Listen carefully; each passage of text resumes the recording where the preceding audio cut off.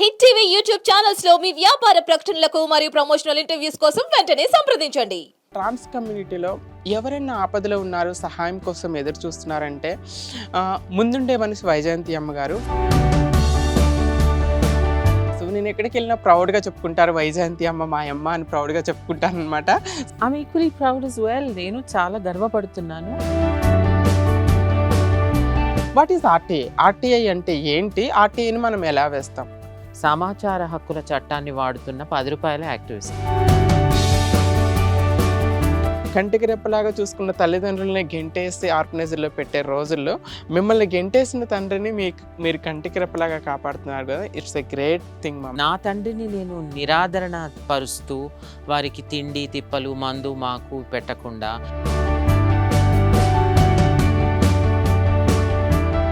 సూటిగా మహేష్ బాబు గారిని అండ్ కేటీఆర్ గారిని ప్రశ్నించిన వ్యక్తి. ఆపర్చునిటీ ఎలా వచ్చింది మీకు? అసలు ఆ ఇన్సిడెంట్ గురించి మాకు కొంచెం ఎక్స్ప్లెయిన్ చేస్తారా? లైంగిక వేధింపులు సినీ రంగంలో ఇంకా కొనసాగుతూ ఎందుకున్నాయి అని ప్రశ్న అడిగాను. దానికి వారు మనకి ట్రాన్స్జెండర్ ప్రొటెక్షన్ యాక్ట్ అనేది రీసెంట్గా వచ్చి 2019లో I think transgender protection act ఏం చెప్తుంది మనకు అసలు? ట్రాన్స్జెండర్ వారి పైన లైంగిక హింస దురాగతాలు అయినప్పుడు కూడా మహిళలకు హాయ్ హలో నమస్తే, welcome to life is beautiful. ఏ విషయంలోనైనా మనకు అన్యాయం జరిగితే ప్రశ్నించే మనిషి అవసరం. ప్రశ్నించకపోతే అన్యాయం పెరిగిపోతుంది. ట్రాన్స్ కమ్యూనిటీలో ఎక్కడైనా అన్యాయం జరిగితే, లీగల్ ఇష్యూస్ జరిగితే నేనున్నాను, న్యాయపరంగా వాళ్ళకి సహాయం చేస్తానంటూ ముందుండే వ్యక్తుల్లో ప్రథమమైన వాళ్ళు వైజయంతి వసంత మొగిలి గారు.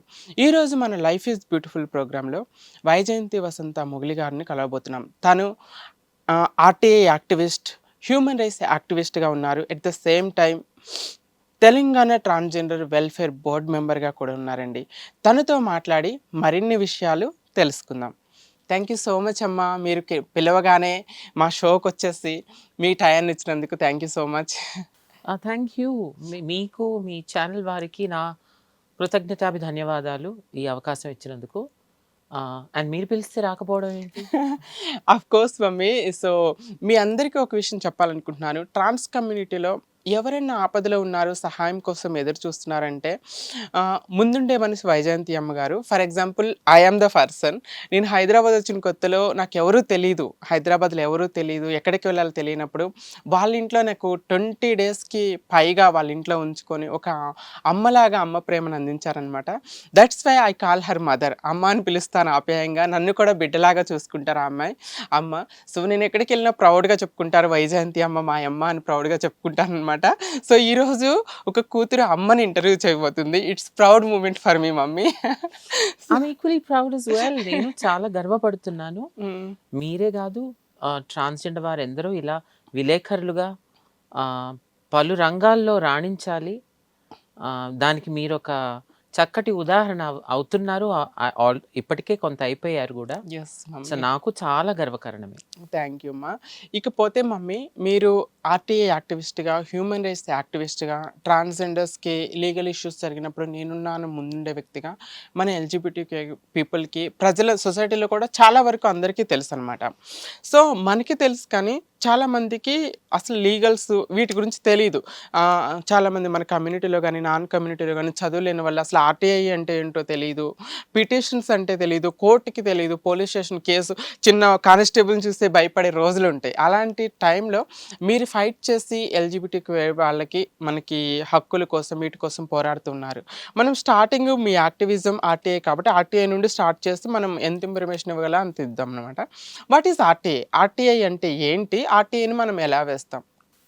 అక్కడి ఆ ప్రశ్న సమాధానం చెప్పే ముందు మీరు అన్నారు కదా అన్ని సమయాల్లో నేను చేయలేకపోయాను. వాస్తవం చెప్పాలి కదా. నాకు ప్రభుత్వేతర స్వచ్ఛంద సంస్థ ఎన్జిఓ కానీ సముదాయ ఆధారిత ప్రభుత్వేతర స్వచ్ఛంద సంస్థ కమ్యూనిటీ బేస్డ్ ఆర్గనైజేషన్ అలా ఏం పెట్టుకోలేదు. నేను 10 రూపాయల సమాచార హక్కుల చట్టాన్ని వాడుతున్న 10 రూపాయల యాక్టివిస్ట్ని. 10 రూపాయ వాली సమాచార్ అధికార్ కానూన్కి కార్యకర్తా హూ. సో కాబట్టి నాకు పరిమితులు, లిమిటేషన్స్, పరిమితులు ఉన్నాయి. అన్నీ చేయలేకపోయాము. ఎవరము అన్ని అన్ని చేయలేరమ్మా. చేయలేము. ఎంతవరకు చేయగలం అంతవరకు చేసే వ్యక్తులు కూడా దొరకటం అరుదుగా ఉన్నారు ఈ రోజుల్లో. అలా కొన్నిసార్లు కొంత చేయగలిగాను, కొన్నిసార్లు ఏం చేయలేకపోయాను, కొన్నిసార్లు చేసినా కూడా పూర్తిగా ఓడిపోయాను. ఓటమి, నష్టము, మీరు కూడా అందరము చాలా ఎదుర్కొన్నాం కదా, చేసినవన్నీ ఫలించవు. యెస్. అలా చాలా నిరాశ అంతా ఎంతో చూసాము. ఇప్పుడు ఆర్టీఐ మీరు అడిగిన ప్రశ్నకు సమాధానం, ఆర్టీఐ దాని ఎక్స్పాన్షన్ పూర్తి ఫుల్ ఫామ్ దాంది రైట్ టు ఇన్ఫర్మేషన్. ఇది సమాచార హక్కుల చట్టం 2005, రైట్ టు ఇన్ఫర్మేషన్ యాక్ట్ 2005 పరిధిలో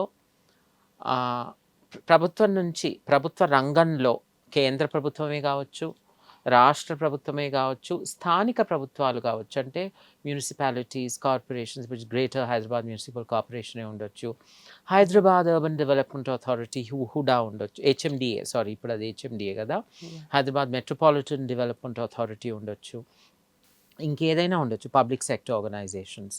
ప్రభుత్వ రంగంలో కేంద్ర, రాష్ట్ర లేక స్థానిక ప్రభుత్వ, గ్రామ పంచాయతీలే కావచ్చు, యెస్. జిల్లా పరిషత్లే కావచ్చు, అక్కడ మనకి ఏదన్నా సమాచారం, సూచన అవసరమైనప్పుడు మనం వెళ్ళి అడిగితే కొన్నిసార్లు ఆ సమాచారం, సూచన దొరకచ్చు, చాలా మట్టుకు దొరకకపోవచ్చు.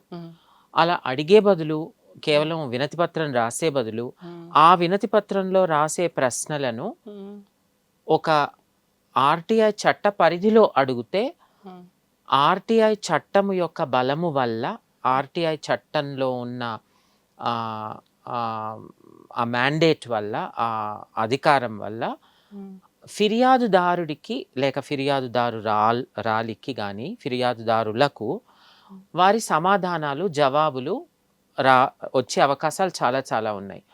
30 రోజుల్లో ఏదన్నా ఆర్టీఐ చట్ట పరిధిలో ప్రశ్నలు అడిగితే ఆ వినతి పత్రంలో, ఆ లేఖలో under the right to information act 2005 అంటే తెలుగులో రాస్తే గనక సమాచార హక్కుల చట్టం 2005 చట్టం పరిధిలో అని రాసి ఆ ప్రశ్నలను 1, 2, 3, 4 ఈ ప్రశ్నలు వేస్తే 30 రోజుల్లోగా దాని జవాబులు రావాలి.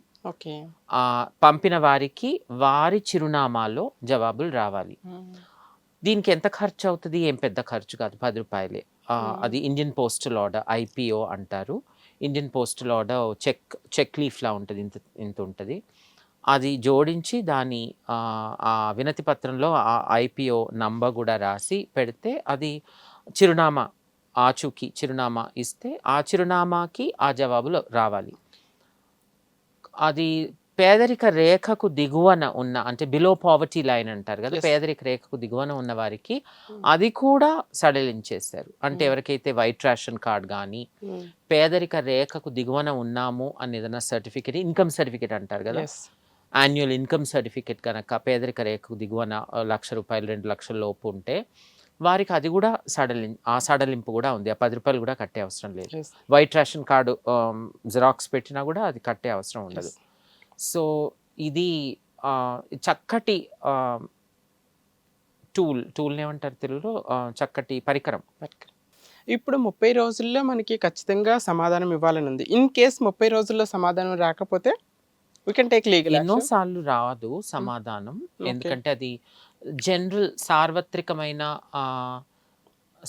ఇన్ఫర్మేషన్ అయితే చాలా మట్టుకు వచ్చేస్తుంది. కానీ కొన్నిసార్లు, ఎన్నోసార్లు అవినీతి జరుగుతున్న సమయంలో ప్రభుత్వ వనరులను, ప్రభుత్వ నిధులను ఎలా కేటాయించారు, ఎలా ఖర్చు పెడుతున్నారు అన్నప్పుడు అది చాలా లోతైన ప్రశ్నలు కదా, అవినీతి కుండబద్దలు కొట్టే ప్రశ్నలు అవి.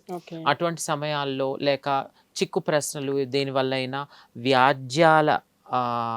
వ్యాజ్యాలు ఏర్పడగలవు, అంటే లిటిగేషన్ ఏర్పడగలదు అన్న భయం ఉన్నప్పుడు చాలా మట్టుకు వాళ్ళు తప్పించుకోవాలని అటువంటి పరిస్థితులు ఏర్పడతాయి. కానీ ఆర్టీఐస్ చట్టంలో ఏముందంటే, ఒకవేళ మీరు ఆ సమాధానం ఇవ్వలేకపోతే సంబంధిత శాఖకు మీరు ఫార్వర్డ్ చేయాలి. దరఖాస్తుదారుడు కానీ, దరఖాస్తుదారురాలు కానీ వారు మళ్ళీ అప్లై చేసే అవసరం లేదు. ఆ సంబంధిత శాఖ, మీరు కాకపోతే ఆ శాఖకు మీరే పంపిన శాఖ ఇంకో శాఖకు దాన్ని ట్రాన్స్ఫర్ ట్రాన్స్ఫర్ చేయాలి. చేస్తాం. ఓకే. సో దాన్ని బదిలీ చేయాలి అని కూడా చట్టంలోనే ఉంది. తర్వాత కొన్నిసార్లు ఎలా వస్తుందంటే ఈ మీరు అడిగిన ఈ సమాచారం ఈ విభాగం దగ్గర లేదు, ఆ విభాగానికి బదిలీ చేశాము అని వస్తుంది. ఓకే. సో దాన్ని మనం ఫాలో అప్ చేస్తుండాలి. కొన్నిసార్లు ఏది రాదు, రానప్పుడు ఫస్ట్ అపీల్ అని ఒక అవకాశం ఉంది. ఫస్ట్ అపీల్ అంటే కొన్నిసార్లు జవాబు వచ్చినా అందులో ఏముండదు. అవును. అంటే దీన్ని మేము పరిశీలిస్తున్నామని 30 రోజులకు వస్తుంది. 30 రోజులకి జవాబు రావాలి కదా, అవును. ఇది మాకు దొరికింది, దీన్ని పరిశీలిస్తాం అంతే వస్తుంది. అంటే జవాబు లేదు అందులో. కాబట్టి అది వచ్చినప్పుడు ఆ లెటర్లోనే అపెల్లెట్ అథారిటీది అడ్రస్ ఉంటుంది. అపెల్లెట్ అథారిటీ పై అధికారులు. పై అధికారులకి ఇదో మాకు ఈ లెటర్ వచ్చింది, ఇందులో జవాబు లేదు, ఈ లేఖలో జవాబు లేదు, కాబట్టి దయచేసి ఈ ప్రశ్నలకు జవాబు మాకు అందించండి అని పై అధికారికి, అపెల్లెట్ అథారిటీకి మనం రాయొచ్చు. అక్కడి నుంచి కూడా రాకపోతే ఫైనల్ అపీల్, సెకండ్ అపీల్ ఆ ఫైనల్ అపీల్ అంటే రాష్ట్ర స్థాయిలో రాష్ట్ర సమాచార కమిషన్, స్టేట్ ఇన్ఫర్మేషన్ కమిషన్, కేంద్ర స్థాయిలో సెంట్రల్ ఇన్ఫర్మేషన్ కమిషన్, వారికి ఫైనల్ అపీల్ వేస్తే అక్కడ హియరింగ్స్ అవుతాయి, అక్కడి నుంచి వచ్చే అవకాశాలు ఉంటాయి. కానీ మన ట్రాన్స్ వారి సందర్భంలో, ట్రాన్స్ వారు కానీ ఎల్జిబిటీ వారు కానీ మన సమస్యలేమి పెద్ద కుంభకోణాలు కుండలు బద్దగొట్టే అంత పెద్ద సమస్యలు కావు కదండి. ఉదాహరణకు నేనేమి ఇక్కడ పక్షం తీసుకొని మాట్లాడటం లేదు. రఫాల్ ఎయిర్ క్రాఫ్ట్స్ అని ఇండియన్ ఎయిర్ ఫోర్స్ కొనుగోలు చేశారు, దానిపైన కొన్ని ఆర్టీఐస్ పడ్డాయి చాలా పెద్ద ఎత్తున. అంటే దాంట్లో ఏదన్నా బయటపడితే అది ప్రభుత్వాలనే తొలగించే అంత పెద్ద ఎత్తున అవుతాయి అవి. సో అంత పెద్ద ఎత్తున మనం లేము, మన బడ్జెట్స్ కూడా అంత లేవు. మన సమస్యల వల్ల ప్రభుత్వాలు ఏం రాలిపోయే అంత పరిస్థితి లేదు. సో మనవి చాలా మట్టుకు వచ్చేస్తుంటాయి, కానీ కొన్నిసార్లు రావు. రానప్పుడు మనం ఫస్ట్ అపీల్, ఫైనల్ అపీల్ కి వెళ్ళాలి. ఇప్పటి వరకు అమ్మ మీరు ఎన్ని ఆర్టీఐస్ వేశారు? ఆర్టీఐస్ వేసినప్పుడు ఎక్కడన్నా మరి ఇబ్బంది పడ్డారా? చాలా దరఖాస్తులు వేశాను. చాలా ఇబ్బందులు అంటే పడ్డాను. ఇప్పుడు ఉదాహరణకు అప్పుడు 2018లో తెలంగాణ యూనక్స్ యాక్ట్ అని ఒక దారుణమైన బీభత్సమైన చట్టం ఉండేది. ఆ చట్టం ఏం చెప్తుంది? ఆ చట్టం నేర చర్యల వల్ల ఎవరు ట్రాన్స్ వారిని అరెస్ట్, ఇప్పుడు నేరం అనేది ఒక చర్య, ఒక క్రియ కదా. చట్టానికి విరుద్ధంగా వెళ్ళి చట్టము అనుమతి చేయని చర్య ఏదన్నా చేస్తే, అంటే అది దొంగతనమే కావచ్చు, లేక దోపిడీ కావచ్చు, లేక ఎవరినో బలాత్కరించడమే కావచ్చు, లేక ఉగ్రవాదమే, టెర్రరిజమే కావచ్చు, ఇవన్నీ నేరాలు. కానీ ఆ చట్టం ఎలా ఉందంటే యూనక్ అన్న పదం చాలా ఒక దారుణమైన పదము, ఇది ఎవరు వాడరు ఇప్పుడు. ట్రాన్స్జెండర్ అన్న పదాన్ని వాడతారు, కానీ అందులో తెలంగాణ యూనక్స్ యాక్ట్ అని ఉంది. It is presupposing, it is making a supposition, it's making an assumption. అంటే ఊహించుకుంటుంది యూనక్స్ అన్న వ్యక్తులందరూ జన్మతః నేరస్తులు. అలా ఎలా ఉంటారు? ఉండరు కదా. సో అది మగ శరీరంలో మహిళ దుస్తులు వేసుకున్న వాడెవడైనా యూనక్ అని దాని నిర్వచనం. ట్రాన్స్జెండర్ వారు అందరూ, ట్రాన్స్ మహిళలు ముఖ్యంగా అందరూ చాలా మట్టుకు మగ శరీరాల్లో పుట్టి తర్వాత పరివర్తనం చెందో, లేకపోతే ఇంకేవో లింగ మార్పిడి శస్త్రచికిత్సలే కావచ్చు, లేకపోతే ఉత్త లీగల్ ప్రొసీజర్స్ వల్ల కావచ్చు మారిన వారే. సో మగ శరీరాల్లో ఉంటూ స్త్రీల దుస్తులు ధరించే వారిని ఒక విధంగా మోసగత్తెలుగా పరిగణిస్తూ అరెస్ట్ విదౌట్ అ వారెంట్, అంటే వారెంట్ ఉండాలంటే మ్యాజిస్ట్రేట్ కోర్టుకి వెళ్ళి వారెంట్ తెచ్చుకొని పోలీస్ అరెస్ట్ చేయాలి. ఇదేమో అరెస్ట్ విదౌట్ అ వారెంట్ అంటుంది. అంటే స్వీపింగ్ పవర్స్, అంటే విపరీతమైన హద్దులేని అంతులేని అనవసరమైన, ఏమంటారు దాన్ని, నిరంకుశ ధోరణి. అటువంటి ఒక నిరంకుశ ధోరణి ఈ చట్టంలో ఉన్నందువల్ల వారంటీ అవసరం లేదు అరెస్ట్ చేయడానికి. అండ్ ఇంకోటి ఏమంటుందంటే పిల్లల సమక్షంలో if a eunuch is found in the company of a child they can be arrested without warrant. అంటే ఆ యూనక్ అన్నబడ వ్యక్తి, వారు ట్రాన్స్జెండర్ వ్యక్తి, వారు భరతనాట్యం టీచర్ అయి ఉండొచ్చు కదా, అవును ట్యూషన్ టీచర్ అయి ఉండొచ్చు కదా, అవును కూచిపూడి టీచర్ అయి ఉండొచ్చు కదా, అవును లేకపోతే సంగీతం టీచర్ అయి ఉండొచ్చు కదా. అవును. ఈ శాస్త్రీయ సంగీతమే కావచ్చు, శాస్త్రీయ నృత్యమే కావచ్చు, చిన్నపిల్లలు లేత వయసులోనే నేర్చుకుంటారు. అవును. ఎందరో నేర్చుకుంటారు. అవును. అందరూ లేత వయసులో కాదు, కానీ ఎందరో చిన్నపిల్లలు చాలా చాలా చిన్నప్పటి లేత నుండే. వయసులో మొదలు పెడతారు. అవును. అయితే ఇది పిల్లలని తార్చే లేక పిల్లలని హింసించే, లైంగికంగా హింసించే వారని ఊహిస్తుంది ట్రాన్స్ వాళ్ళని. అలా పురుషులు కొందరు పురుషులు చేస్తారు, కొందరు మహిళలు చేస్తారు. అవును. కానీ అటువంటి పిల్లలను తార్చే లేక పిల్లల్ని లైంగికంగా హింసించే, దారుణాలు చేసే పురుషులకో మహిళలకో Telangana females act, Telangana males act అని లేదే. లేదే. మనకి సో మాత్రం ఎందుకు అదే యూనక్స్ దానికని ఆర్టీఐ వాడాను. ఓకే. వాడి గత 10 ఏళ్లలో ఇంత చరిత్ర చెప్పాను కదా, దీనికి ఆర్టీఐకి కనెక్ట్ అయి ఉంది. గత 10 ఏళ్లలో ఎన్ని అరెస్ట్లు అయ్యాయి, ఎన్ని ఎఫ్ఐఆర్స్ అయ్యాయి, ఎన్ని ఎఫ్ఐఆర్లు ఛార్జ్ షీట్స్ అయ్యాయి, ఎన్ని ఛార్జ్ షీట్స్ చేసి అరెస్ట్స్ అయ్యాయి, ఎన్ని అరెస్ట్స్ అయిన తర్వాత ఎంతమంది బెయిల్ గతి లేక జైల్లో మురుగుతున్నారు, మురుగుతున్నారు. ఎంతమంది ఎన్నేండ్లు ఉన్న తర్వాత వాళ్ళు నిర్దోషులని బయటపడ్డారు అని ఇన్ని ప్రశ్నలు వేసాం.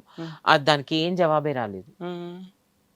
అది ఈ తెలంగాణ పూర్తి యావత్ తెలంగాణలో ఈ సమాచారం డైరెక్టర్ జనరల్ ఆఫ్ పోలీస్ కార్యాలయం, డైరెక్టర్ జనరల్ ఆఫ్ పోలీస్ దగ్గర ఉంటుంది. ప్రతి జిల్లా, ప్రతి పోలీస్ స్టేషన్ అంతా పూర్తి తెలంగాణ పోలీస్ యంత్రాంగం అంతా DGP, director general of police కార్యాలయం పరిధిలో, వారి పరిధిలోనే ఉంటారు కదా, అందరు కమిషనర్స్ కూడా.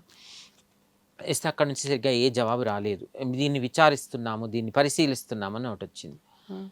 దాని తర్వాత ఫస్ట్ అపీల్ వేసిన తర్వాత ఏదో కొంత డేటా వచ్చింది, జిల్లా పోలీస్ స్టేషన్ వారి, జిల్లా వారి. అలా నేనేం చేశాను, ఆ రోజులో 5 ఏళ్ల క్రితం, 6 ఏళ్ల క్రితం 500-600 పోలీస్ స్టేషన్స్ ఉండే. 500 పోలీస్ స్టేషన్స్కి 500 ఆర్టీఐలు వేయాలంటే 5,000 అవుతాయి. 5,000 ఏమి 5 కోట్లు కాదు కదా. సో 5,000 ఖర్చు పెట్టి 500 ఆర్టీఐలు వేసాను అన్ని పోలీస్ స్టేషన్లో. Very nice. అక్కడ వాళ్ళు ఐపీఎస్ ఆఫీసర్స్ కారు కదా పోలీస్ స్టేషన్స్ లో, వాళ్ళు ఏదో వాళ్ళకి తెలిసింది రాసి పంపించారు. మళ్ళీ ఎన్సీఆర్బీ కేసాను. ఎన్సీఆర్బీ అంటే జాతీయ క్రైమ్స్ రికార్డ్స్ బ్యూరో. ప్రతి సంవత్సరం పోలీస్ యంత్రాంగం ప్రతి రాజ్యంలో, ప్రతి రాష్ట్రంలో వారి నేర గణాంకాలను నేషనల్ క్రైమ్ రికార్డ్స్ బ్యూరోకి అప్పగించాలి, సమర్పించాలి ఎవ్రీ ఇయర్. ఒక్కసారి సమర్పించిన తర్వాత దాన్ని మార్చలేరు, అది ఫ్రీజ్ అయిపోతుంది. ఓకే.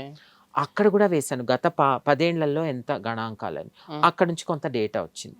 ఇప్పుడు డీజీపీ గారి కార్యాలయం వచ్చిన డేటా, పోలీస్ స్టేషన్స్ వచ్చిన డేటా మ్యాచ్ అవ్వటం లేదు. పోలీస్ స్టేషన్స్ చూపించిన డేటా చాలా పైన ఉంది, అంటే ఎక్కువ ఉంది. డీజీపీ గారేమో మేము చాలా మంచి వాళ్ళము, మేము ఎవరిని పీడించలేదన్నట్టు చాలా చక్కటి చిత్రం చూపించారు.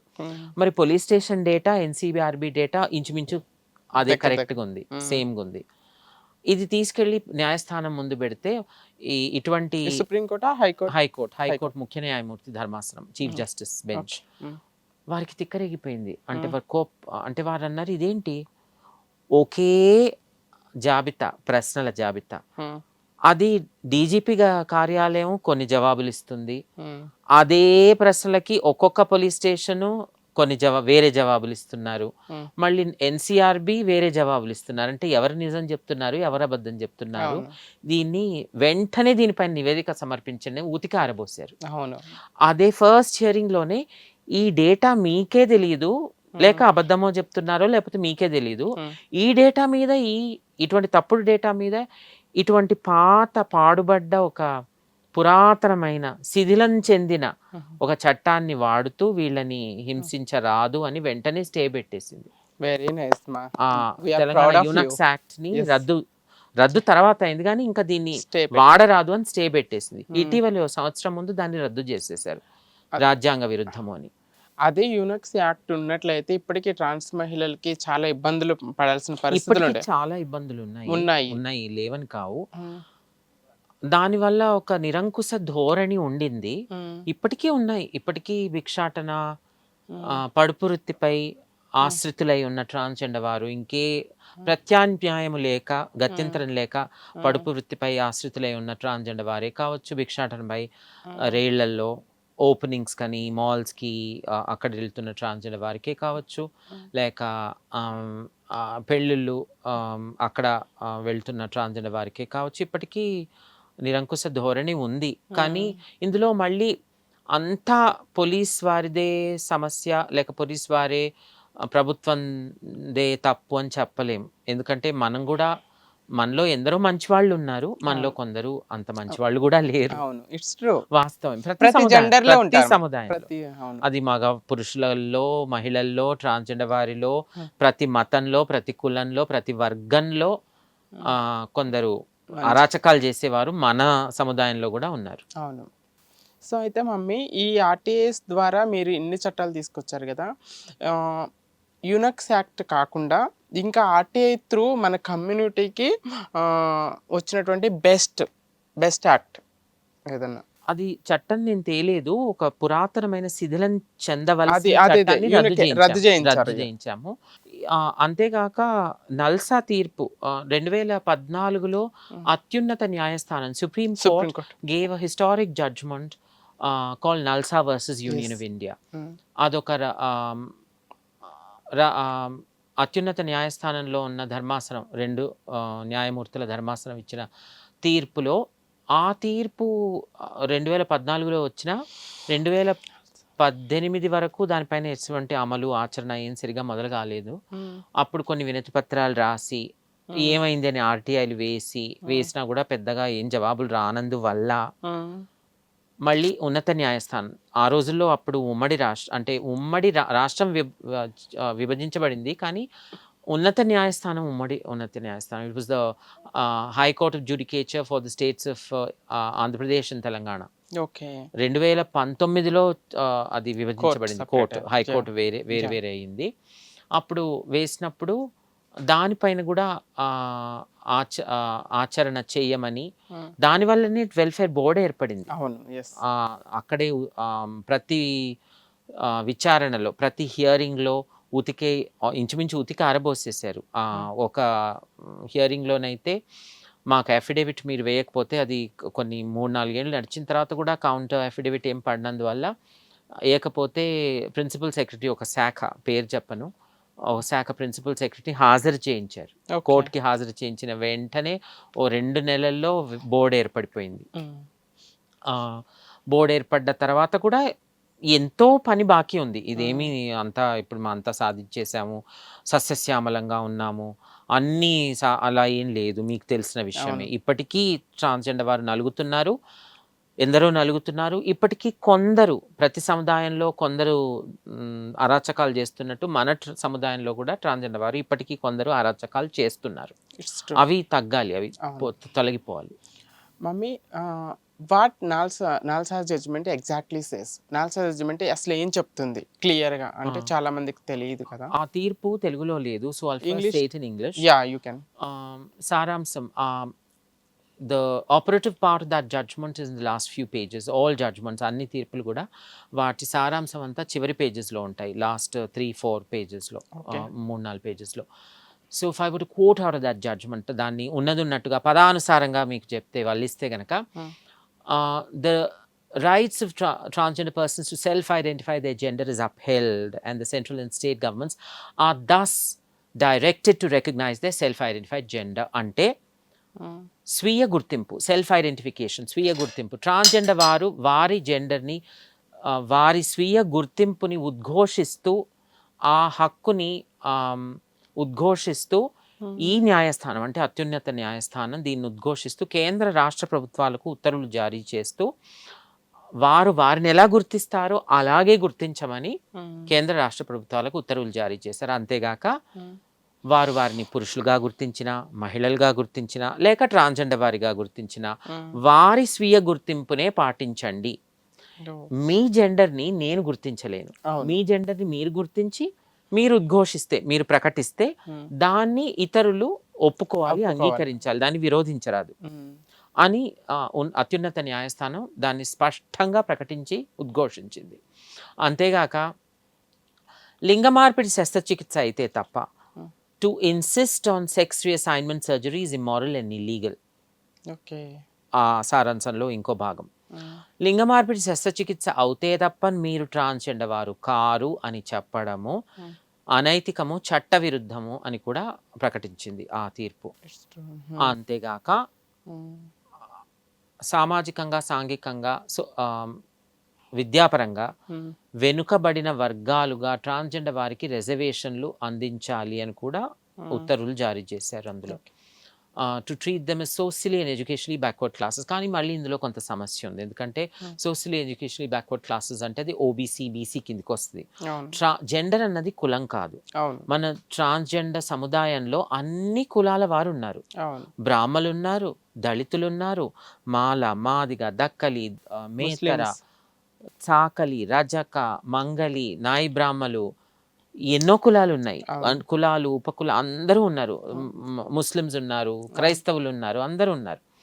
అందరినీ తీసుకెళ్ళి బీసీ అంటే అది సరి అయింది కాదు, అనైతికమైంది, తప్పు. కాబట్టి దీనిపైన కూడా మనం ఇప్పుడు మేము అడిగేది, మేమున్న కులాలు, మేమున్న మతాలే మా సంస్కృతి. కులం అన్నదో లేక మతం అన్నదో మేము ఎన్నుకున్నది కాదు. తల్లిదండ్రుల్ని మనం ఎన్నుకోము. అవును. అలాగే కులంలో పుట్టామో అది మేము ఎన్నుకున్నది కాదు. అది ఒక ఉత్తర్వు వల్ల తొలగిపోదు.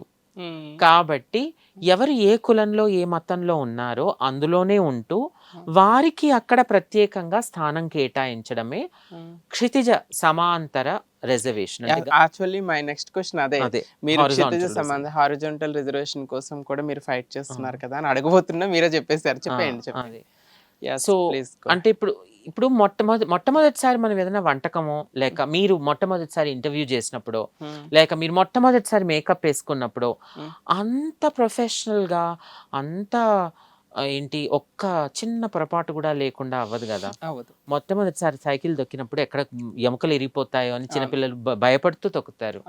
కార్ నడిపినప్పుడు కూడా ఎద్దుబండి నడిపినట్టు నడిపాము మనం మొట్టమొదటిసారి నడిపినప్పుడు. ఏదైనా మొట్టమొదటిసారి చేసినప్పుడు అందులో కొన్ని తప్పిదాలు, they will be errors, they will be short Cummins and drawbacks in that effort. So ఇందులో కూడా మనం ఏమి అత్యున్నత న్యాయస్థానం మనకు అన్యాయం చేసింది అని అనలేము. వారు మంచి ఉద్దేశంతో చెయ్యబోయారు, కానీ వారికి తెలియదు ఇది ఒక కుల వర్గం కాదు, ఇది ఒక జెండర్ వర్గము. ఇందులో పలు కులాలు, వివిధ కులాలు ఉన్నాయి, వివిధ మతాలు ఉన్నాయని వారికి తెలియక. మహిళలది అంతే కదా. మహిళల్ని ఇప్పుడు అందరినీ తీసి మీరు ఈ మహిళలంతా ఒక కులం అంటే ఎట్లా? మహిళలందరూ పలు కులాలు, వివిధ కులాల నుంచి ఉన్నారు, వివిధ కులాలు, మతాలు. అలాగే ట్రాన్స్జెండర్ వారు, అలాగే పురుషులు కూడా. సో మనకు కావాల్సింది ఇప్పుడు clustered horizontal reservations, clearly mentioned on the reservation raster points. Reservations అన్నవి ప్రభుత్వ రంగంలో ఒక రాస్టర్ ఉంటుంది. రాస్టర్లో కాలమ్స్ అండ్ రోస్. కాలమ్స్ అంటే ఇలా నిలువుగా నిటారుగా, రోస్ అంటే అడ్డగోలుగా సమాంతరంగా. సో నిలువుగా నిటారుగా కులం ఉంటే అడ్డగోలుగా జెండర్ ఉంది. అంటే ఎలా ఉంటుందంటే ఎస్సీలో ఎస్సీ మహిళలు, ఎస్సీ పురుషులు, ఎస్సీ అన్నది నిలువుగా ఉంటుంది, అడ్డగోలుగా సమాంతరంగా జెండర్ ఉంటుంది. సో అలాగే బీసీ విమెన్, బీసీలో మళ్ళీ BC A, BC B, BC C, BC D, BC E. అలాగే ఈడబ్ల్యూఎస్.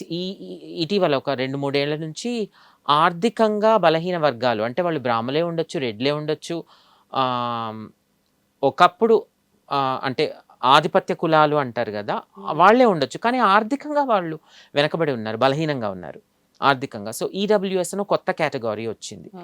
ఆ ఈడబ్ల్యూఎస్లో కూడా మళ్ళీ ఈడబ్ల్యూఎస్ ఫీమేల్ విమెన్, ఇలా మేల్కి ఫీమేల్కి. ఇప్పుడు మహిళలకు వేరేగా కేటాయించినప్పుడు మిగిలింది పురుషులకే కదా. పురుషులకి కూడా ఒక విధంగా రిజర్వేషన్ వచ్చినట్టే కదా. ఇదంతా మహిళలకి అన్నప్పుడు మిగిలిందంతా పురుషులకి. ఇలా మహిళలకి పురుషులకి విభజించి మహిళలకు పురుషులకు న్యాయం చేస్తే మేమేం తప్పు చేసాము? సో మాకు కూడా మా కులంలోనే, మా మతంలోనే ప్రత్యేకంగా కేటాయించండి. సో ఇది హారిజాంటల్ రిజర్వేషన్. క్లస్టర్డ్గా కావాలి మాకంటే. ఒక ఇప్పుడు ఇన్ని ఖాళీలు ఉన్నాయి, దరఖాస్తులు వేసుకోండి అని వస్తుంది. నోటిఫికేషన్. కానీ అది నియామకం అయ్యేటప్పుడు ఒక్కొక్క డిపార్ట్మెంట్కి అవుతుంటుంది కదా. అవును. ఇప్పుడు నియామకమైన వాళ్ళు ఉదాహరణకు సంస్కృతి కల్చర్ డిపార్ట్మెంట్, అందులో ఎక్కువ ఉండవు ఖాళీలు, ఎందుకంటే చిన్న డిపార్ట్మెంట్ అది. అదే కనుక మీరు ఫైనాన్స్ లేక హోంలో పోలీస్ సిబ్బంది ఎందరో ఉంటారు. కల్చరు, సంస్కృతి, టూరిజం, పర్యాటక శాఖలో ఎక్కువ మంది ఉండరు. అవును, తక్కువ మంది. పోలీస్తో పోల్చి చూస్తే చాలా తక్కువ ఉంటుంది అక్కడ. అవును. అక్కడ డిపార్ట్మెంట్ వైజ్ వచ్చినప్పుడు 2 ఓపెనింగ్స్ ఉంటాయి.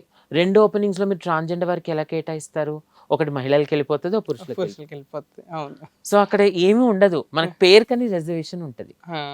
సో మేము అలా దెబ్బ తినకుండా ట్రాన్స్జెండర్ వారికి క్లస్టర్డ్గా గంప గుత్తగా ఏదో కొంతన్నా దొరకని, ఒక్కరికన్నా రాని మీరు పేరుకని అక్కడ పెట్టేసి అది ఎలా ఉంటుందంటే నా 40 అంతస్తులో మీకు ఫ్లాట్ ఇచ్చేసాము, తాళాలు ఇవి, లిఫ్ట్ లేదు, మెట్లు లేదు, కానీ పట్టా మీకు ఇచ్చేసాం, మీ కింద నుంచి చూసి పైన చూసి మురిసిపోండి. ఎగ్జామ్ అంటే తాళాలు ఇచ్చేసారు, మన పేరిటే ఉంది, వెళ్ళి ఉండలేము, మెట్లు లేవు, లిఫ్ట్ లేదు, మెట్లు లేకుండా లిఫ్ట్ లేకుండా ఎలా వెళ్తాం అలా. సో కాబట్టి క్లస్టర్డ్ హారిజాంటల్ రిజర్వేషన్స్,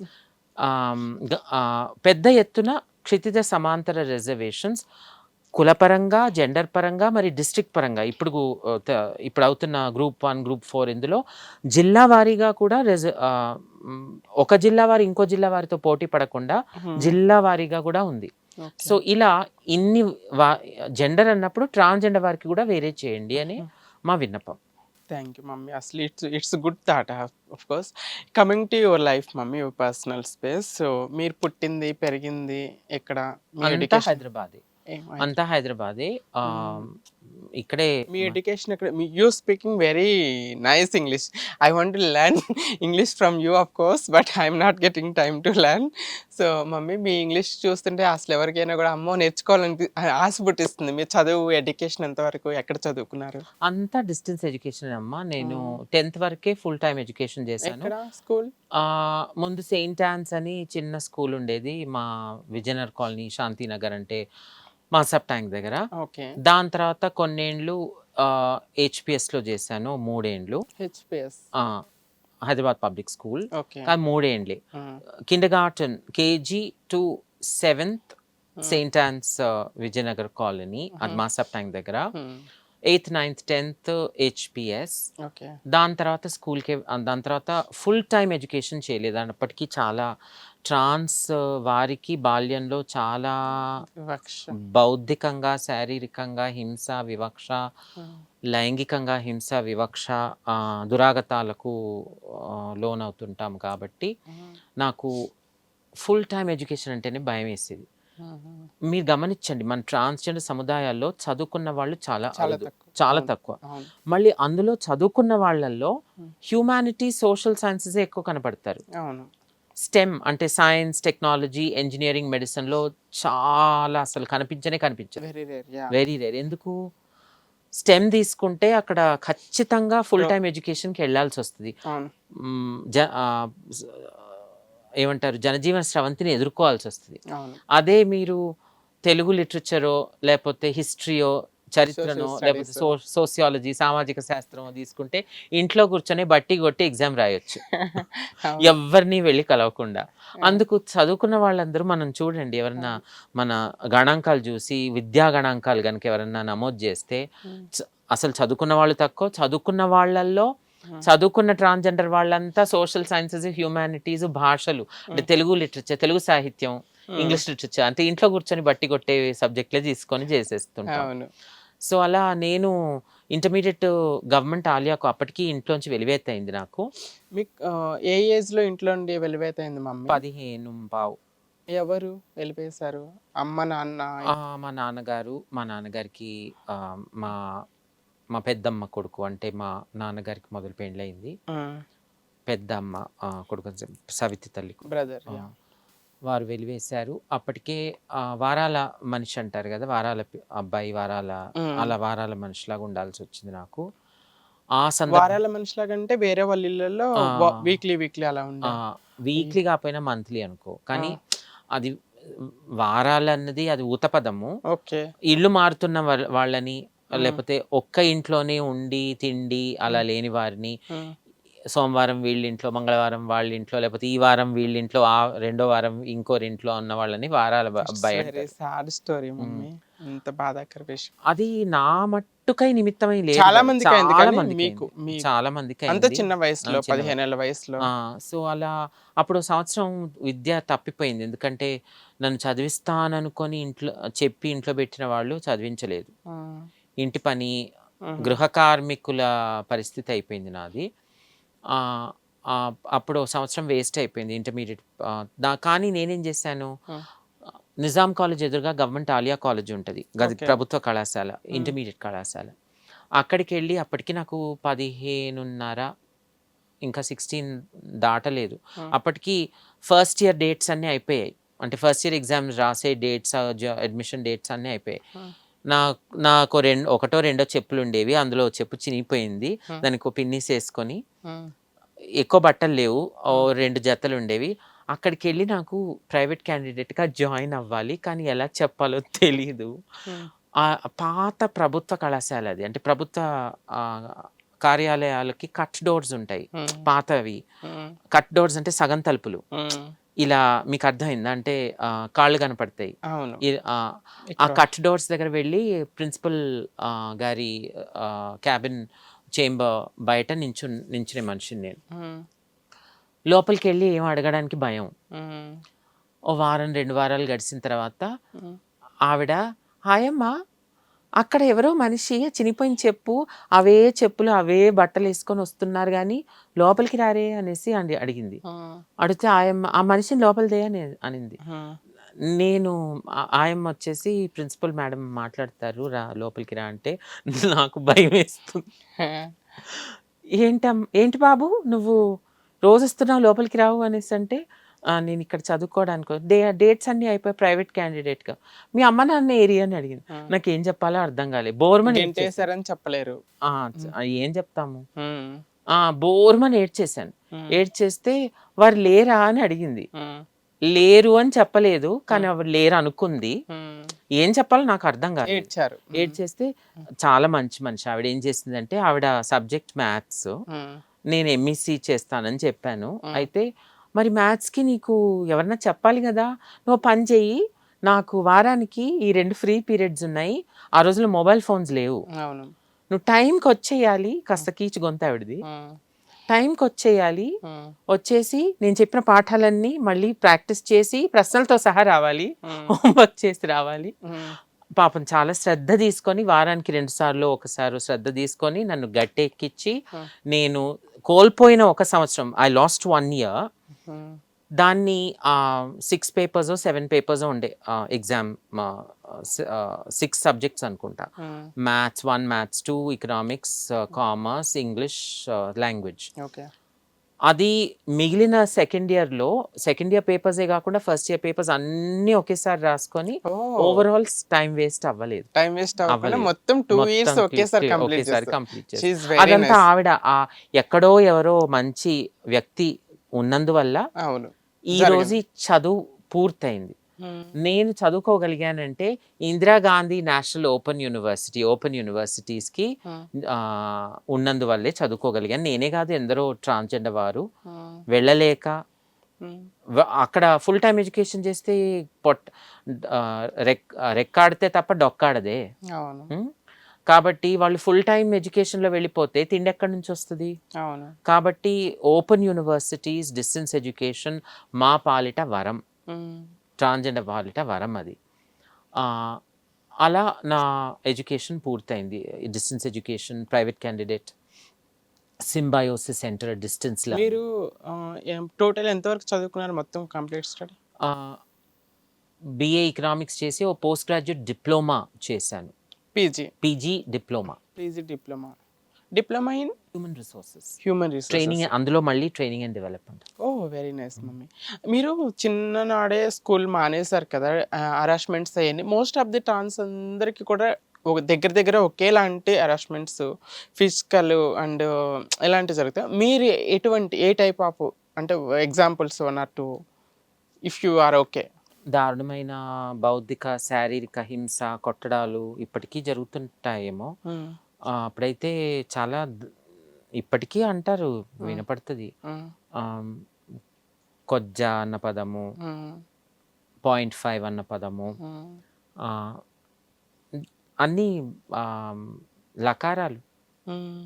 చాలా బండ పచ్చి బూతులు, ఫిజికల్ హెరాస్మెంట్స్ అలా. Physical harassment, sexual assault, okay. లైంగిక దాడి. ఏ ఏజ్ లో జరిగింది మీపై లైంగిక దాడి అరౌండ్? 12, 13, 14 ఆ వయసులో. అప్పుడు మీరు ఇంటి నుండి స్కూల్కి వెళ్ళేవాళ్ళ, హాస్టల్ లేకపోతే? కొన్ని రోజులు హాస్టల్లో ఉన్నా, దాని తర్వాత డే స్కాలర్ అయ్యాను. Because of this harassments. ఆహా! Because of the harassment as well as homesick అంటారు కదా, అవును. హోమ్ సిక్నెస్ వల్ల. నేను చదువుకున్న స్కూల్ హెచ్పిఎస్ బేగంపేట్, అది చాలా చాలా బలిసిన వాళ్ళు వెళ్తారు అక్కడ. ఆ రోజుల్లో అప్పుడేమీ వీడియో ఫోన్స్ లేవు. నేనేదో స్కాలర్షిప్ మీద వెళ్ళాను, మాకంత డబ్బులు లేవు అప్పుడు. ఆ, కానీ అక్కడ అప్పటికే యూనియన్ మినిస్టర్ మనవడు, తర్వాత తాత యూనియన్ మినిస్టర్, తండ్రి మెంబర్ ఆఫ్ పార్లమెంట్, మళ్ళీ వాళ్ళు బోర్డ్ ఆఫ్ గవర్నర్స్, ఆ స్కూల్ బోర్డ్ ఆఫ్ గవర్నర్స్లో ఉంటారు. ఆ స్కూల్ వాళ్ళ చెప్పు చేతల్లో నడుస్తుంది అన్నట్టు ఒక దురహంకారం ఉంటుంది. ఓకే. అటువంటి పరిస్థితి అది. ఇప్పుడు చాలా టెక్నాలజీ వల్ల, సోషల్ మీడియా వల్ల, ఫోన్స్, మొబైల్ ఫోన్సే కావచ్చు, ఇప్పుడు ఇంకెన్నో ప్రత్యామ్నాయాలు వచ్చాయి. ఆ రోజుల్లో అలా లేదు. ఆ రోజుల్లో ర్యాగింగే క్రిమినలైజ్ అవ్వలేదు. అవును. నేను 1980లో పుట్టిన మనిషిని. 1992, 93, 94లో ragging was not a crime. Yes. Ragging అన్నది క్రైమ్, నేరం ఎప్పుడైంది? పొన్నవరసు అని ఒక వైస్ ఛాన్సలర్, ఒక విశ్వవిద్యాలయపు అధిష్టాత, వైస్ ఛాన్సలర్ సంతానము మెడికల్ స్కూల్లో ఆ విద్యార్థిని చాలా ఘోరంగా, భీభత్సంగా తల టెంకాయలాగేసి బద్దలు కొట్టి తల బద్దలైంది. అంటే విరిగిపోయింది. చచ్చిపోయారు. మెదడు బయటికి వచ్చి పడింది. ఆ పొన్నవరసు అంత దారుణంగా, ఆ పొన్నవరసు ఒక వైస్ ఛాన్సలర్ బిడ్డ సంతానమై ఉన్నందువల్ల అప్పటి జయలలిత గారి ప్రభుత్వము తక్షణమే ర్యాగింగ్ని క్రిమినలైజ్ చేశారు. మళ్ళీ 2001లో సుప్రీంకోర్టు, అత్యున్నత న్యాయస్థానం కూడా ర్యాగింగ్ని క్రిమినలైజ్ చేశారు. నేను స్కూల్కి వెళ్ళిందంతా 95లో 10th అయిపోయింది కదా నాది. అప్పుడు ర్యాగింగ్ క్రైమే కాదు. అవును. అప్పుడు ర్యాగింగ్ తట్టుకోలేని వాళ్ళనే తిట్టేవారు, కొట్టేవారు. ఇంకా నువ్వెటువంటి మొగోడివిరా, నువ్వు మొగోడివేనా అనేసి అట్లా తిట్టేవారు. అవును. సో మమ్మీ, తాతగారు మిమ్మల్ని 15 సంవత్సరాలప్పుడు ఇంట్లో నుండి గెంట వేశారు కదా, మళ్ళీ ఇంటికి ఎప్పుడు వచ్చారు మీరు? మళ్ళీ రిటర్న్ టు మా అమ్మగారు చివరి దశలో ఉన్నప్పుడు, అంటే మా అమ్మగారు 2017లో చనిపోయారు, కాలం చేశారు. నేను 2012లో వచ్చాను, కానీ నాకు ఇక్కడ ఉద్యోగం లేదు అప్పుడు. ఓకే. ఆ ఉద్యోగం ఎలా ఉండిందంటే బెంగళూరు ఉద్యోగం. వారంలో 2 రోజులు హైదరాబాద్లో వర్క్ ఫ్రమ్ హోమ్ చేయొచ్చు. అంటే వారంలో 3 రోజులు అక్కడ ఉండి 2 రోజులు ఇక్కడ, అలా అలా 2 ఏళ్ళు గడిచింది. 2012లో వచ్చాను, కానీ మళ్ళీ చాలా బెంగళూరులోనే ఉన్నాను. 2014 నుంచి ఇక్కడే ఉండిపోయాను, 10 ఏళ్ల నుంచి ఖచ్చితంగా. సో 98 to 2014 అంటే 95 to 2014 అంటే ఇంచుమించు 19-20 ఏళ్ళు నేను మా తల్లిదండ్రులతో ఉండలేదు. 19-20 ఏళ్ళు. It's a long period. It's very difficult to survive alone. మీరు ఈ 19-20 ఎలాంటి ప్రాబ్లమ్స్ ఫేస్ చేస్తుంటారు? ఒక్కటి ఫర్ ఎగ్జాంపుల్గా, ఐ మీన్ మీకు బాగా బాధ కలిగించిన విషయం. ఇప్పుడు నాకంతా అంటే ఇవన్నీ చెదిరిపోతుంటాయి, మళ్ళీ ఉన్నట్టుండి గుర్తొస్తాయి. అవును. ఎందుకంటే మనం అవి గుర్తు పెట్టుకోవాలి, ఎందుకు గుర్తు పెట్టుకోవాలి అనేసి దాని మీద ఎంతో అది ఎలా చెప్పాలో నాకు అర్థం కావటం లేదు. ఒక వాల్ట్, తలుపు మూసేసినట్టు మూసేస్తాం మనం. అవును. మళ్ళీ ఏదో రోజు ఉన్నట్టుండి గుర్తొస్తాయి. అవును. సో అందరిలాగే నేను చాలా, ఇదేమో నాకే ఏదో ప్రత్యేకంగా అయిన బీభత్సాలని కావు, కానీ ఎందరో ట్రాన్స్జెండర్ వారు ఎదుర్కొన్నట్టే నేను కూడా అవహేళనకు, గేలికి, వెక్కిలి, హాస్యానికి చాలా లోనయ్యాను. అండ్ నేను ఒక పెద్ద ఎంఎన్సీస్లో పనిచేశాను, మల్టీనేషనల్ కార్పొరేషన్స్లో పనిచేశాను, విప్రోలో పనిచేశాను, యాక్సెంచర్లో పనిచేశాను. అటువంటి పెద్ద పెద్ద మల్టీనేషనల్ కార్పొరేషన్స్లో కూడా ఆ, నా ఎదుట కాకపోయినా నేను లేనప్పుడు వాడు ఇలా నడుస్తాడు అని దాన్ని ఇమిటేట్ చేయడం, అంటే దాన్ని పరిహసించడం, మిమిక్రీ చేయడం, అలా మనం అందరం ఎదుర్కొన్నదే కదా. సో అలా చాలా అయింది. కొన్నిసార్లు ప్రమోషన్స్ రావు, అంటే కొందరికి ఒక అపోహ ఉంటుంది, అయ్యో ఆడింగిలోడు వాడేం చేస్తాడు, వాడికి అసలు చేత అవుతుందా, అంటే మగాళ్ళే బాధ్యతలు తీసుకోగలరని. ఒకప్పుడు ధోరణి అలాగే ఉండింది కదా. ఇప్పుడు మహిళలు సిఇఓలు అయ్యారు, చీఫ్ ఎగ్జిక్యూటివ్ ఆఫీసర్స్ అయ్యారు, సిఓఓస్ అయ్యారు. మహిళలు కాస్త ప్రగతి అభ్యుదయం సాధించారు, కానీ ట్రాన్స్జెండర్ వారు ఇంకా అంత సాధించలేదు.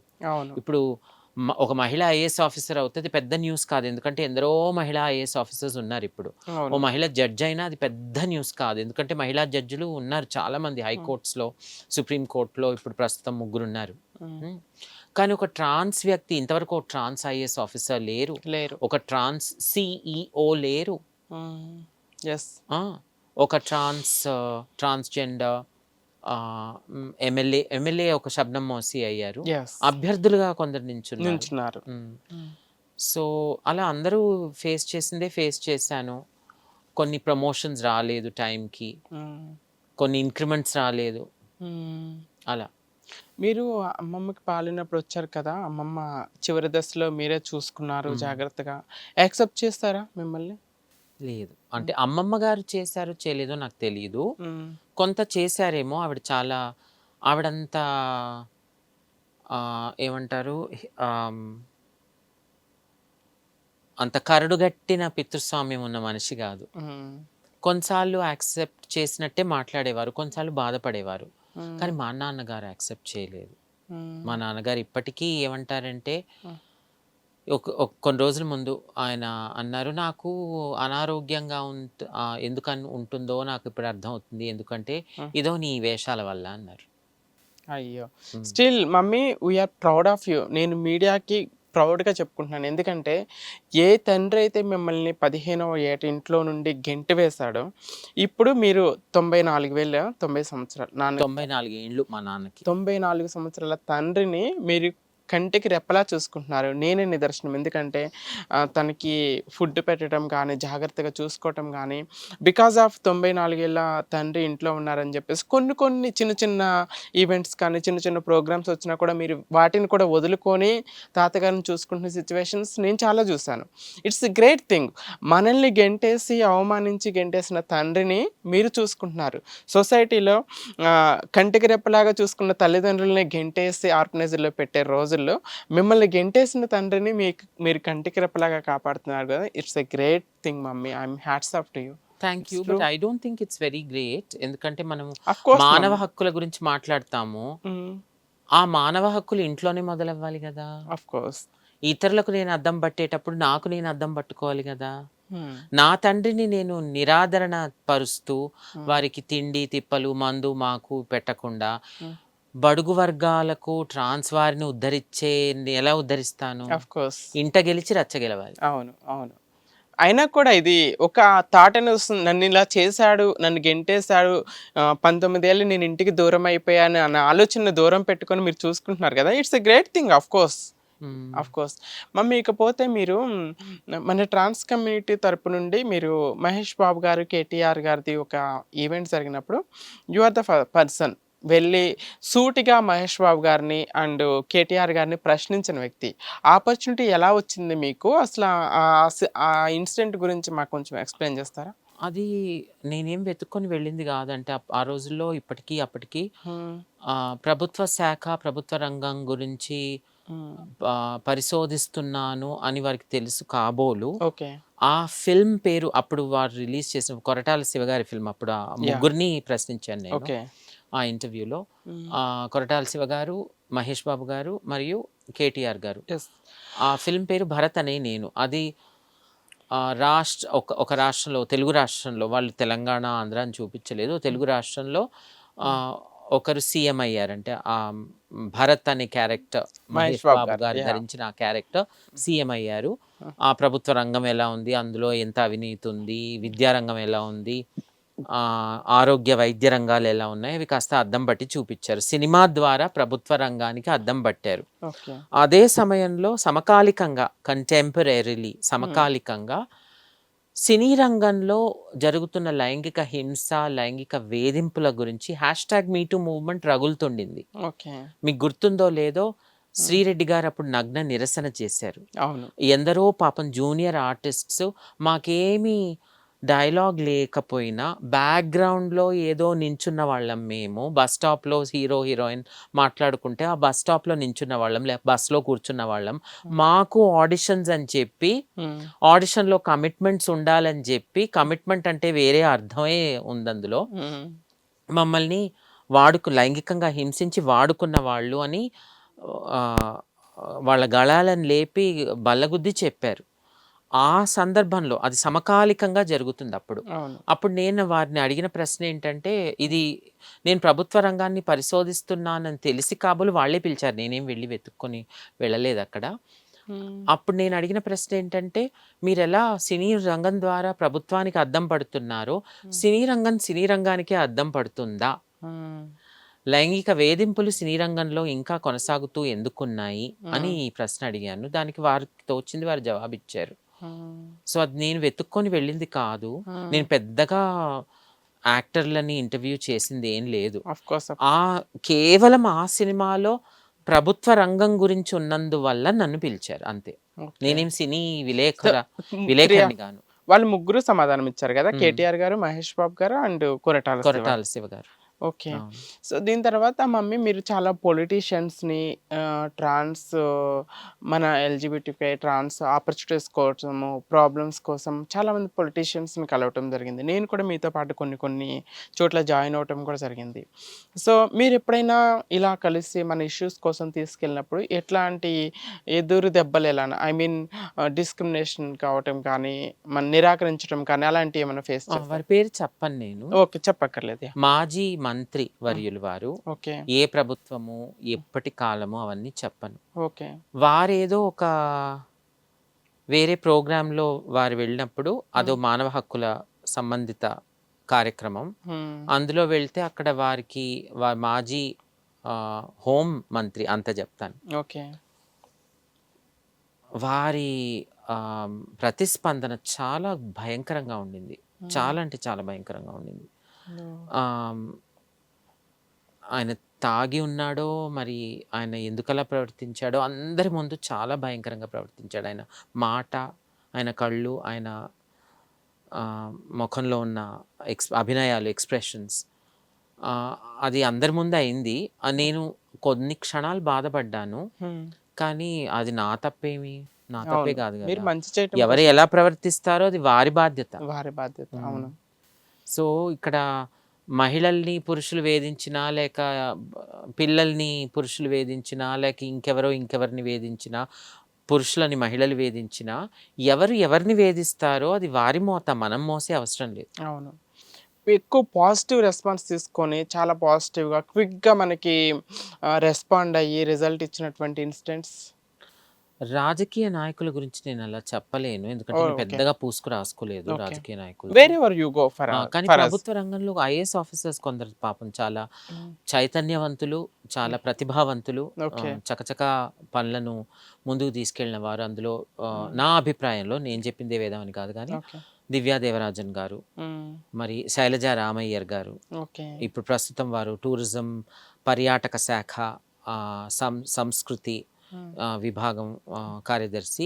మళ్ళీ ఇలా చెప్తే వాడిని ఏదో కాకా పట్టినట్టో, లేక ఏదో వారు చేస్తున్న వాస్తవాలని అన్నీ నాకు తెలుసు అని కూడా నేను చెప్పలే. నా అనుభవంలో నేను ఎదుర్కొన్నది ఇంత అని చెప్తున్నాను. వీరి వల్ల మా పనులు కాస్త ముందుకెళ్ళాయి. అంటే మా సముదాయం, నాదేం వ్యక్తిగతమైన పని కాదు అది. సో అంత కొందరు ప్రతిభావంతులు, చైతన్యవంతులు ఉన్నారు. నేను ఎందుకో నాకు మినిస్టర్లు, ఎమ్మెల్యేలతో పూసుకు రాసుకోవడం కాస్త బాగుంటుందో బాగుండదో అని కాస్త దూరంగానే ఉంటాను. ఓకే.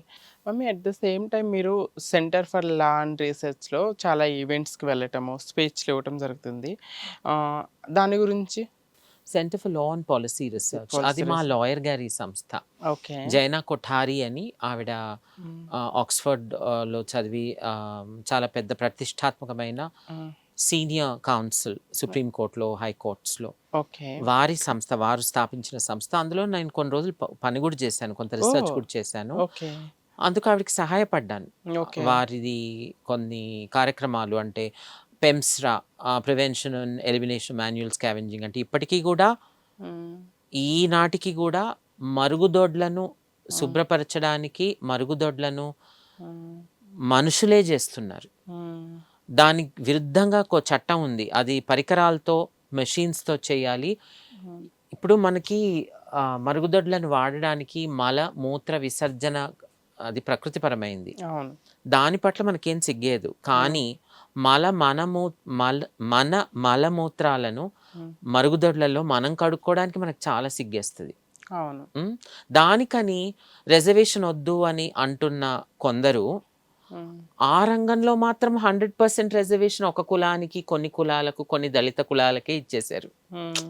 ఎవరి మరుగుదొడ్లు వారు కడుక్కుంటే, ఎవరి ఈ ఇవంటారు కదా! మ్యాన్ హోల్స్, మోర్లంటారు గదా! హ్మ్. డ్రైనేజ్.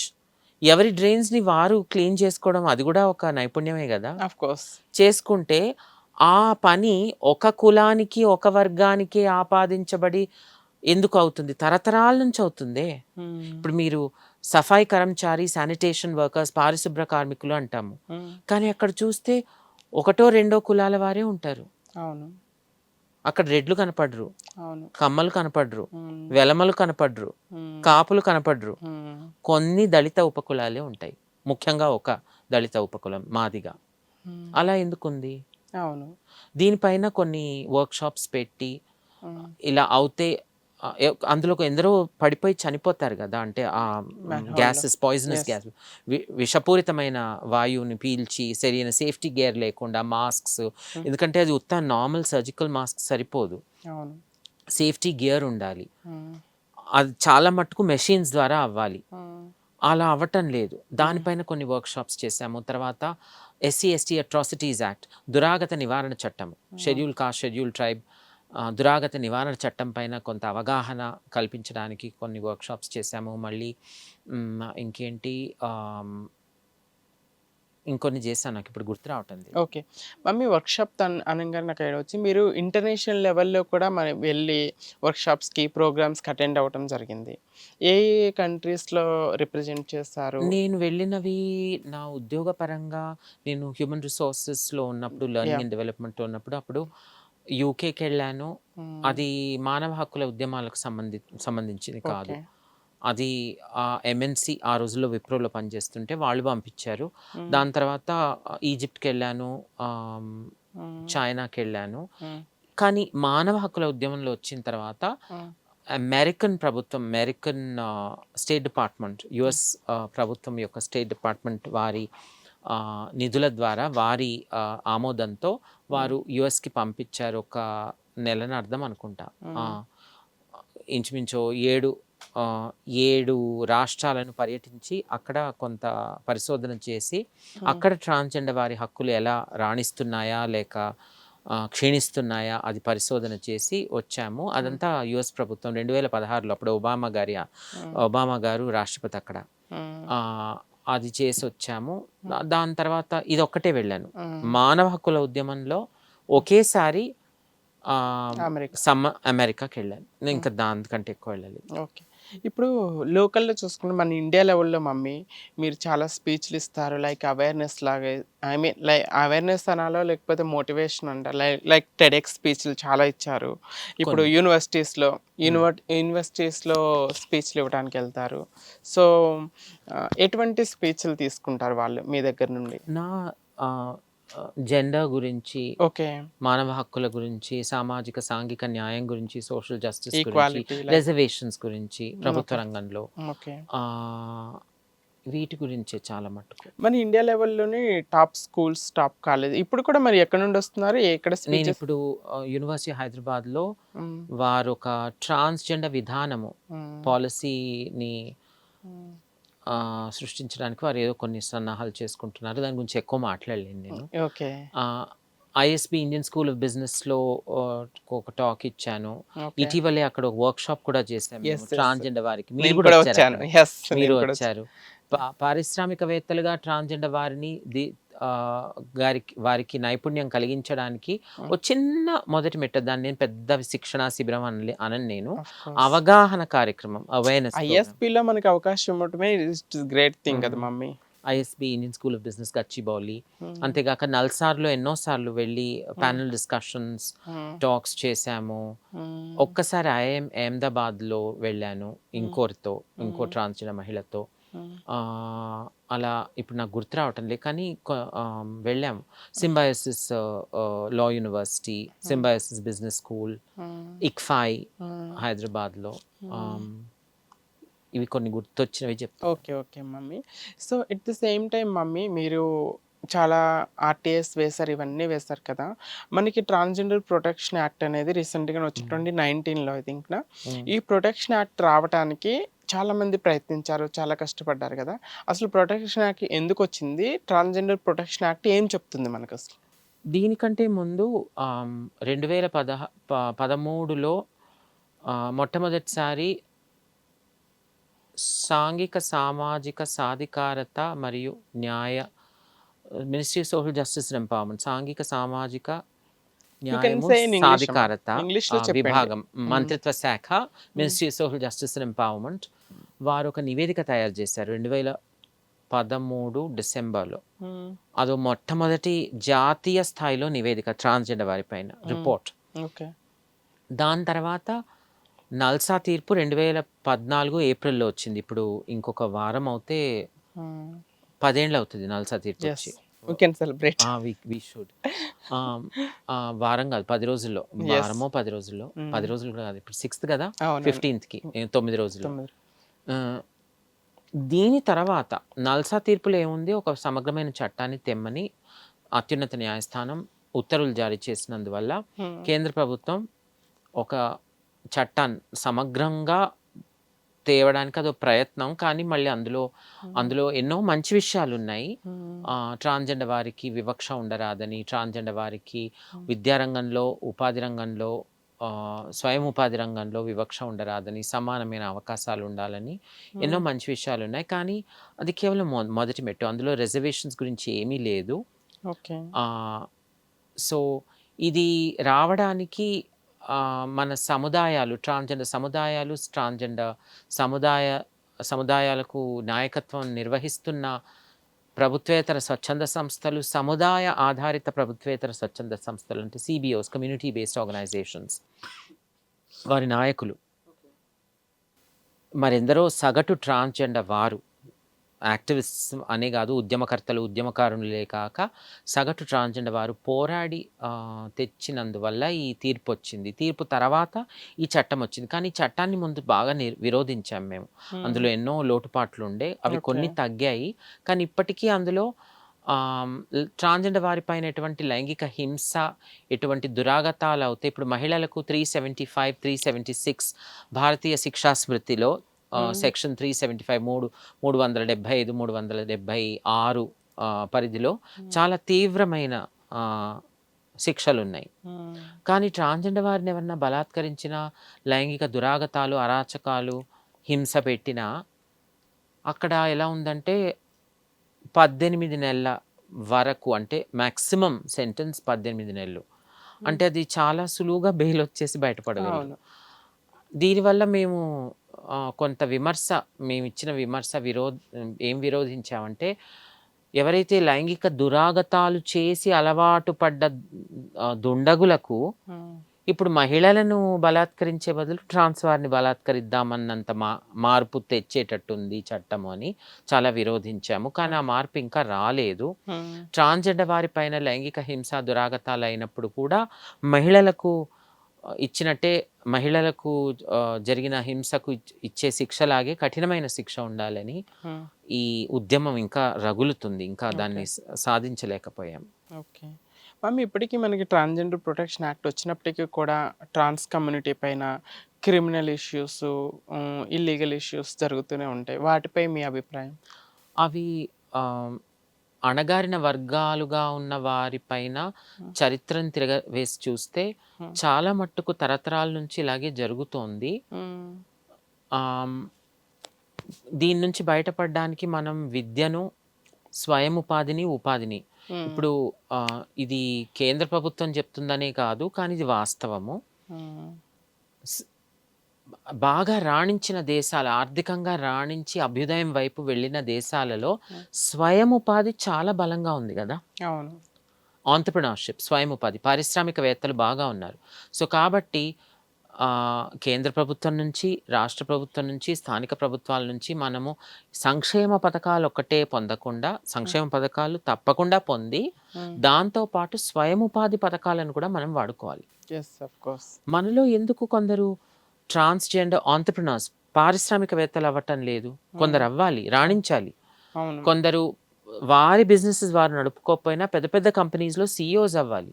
అవును. కొందరు వారి బిజినెసెస్ వారు రవ్వంత నుంచి మరి చెట్టంత, పర్వతం అంత అంత స్థాయికి ఎదగాలి. ఇలా పలు విధాలుగా మనం ముందుకు రాణించాలి, ముందుకెళ్ళాలి. ఎట్ ద సేమ్ టైం ఈ టాపిక్ వచ్చింది కాబట్టి ఎట్ ప్రజెంట్గా మనకి ట్రాన్స్ కమ్యూనిటీ వాళ్ళకి ఎడ్యుకేషన్ అండ్ ఎంప్లాయ్మెంట్ ఆపర్చునిటీస్ ఎలా ఉన్నాయి మమ్మీ?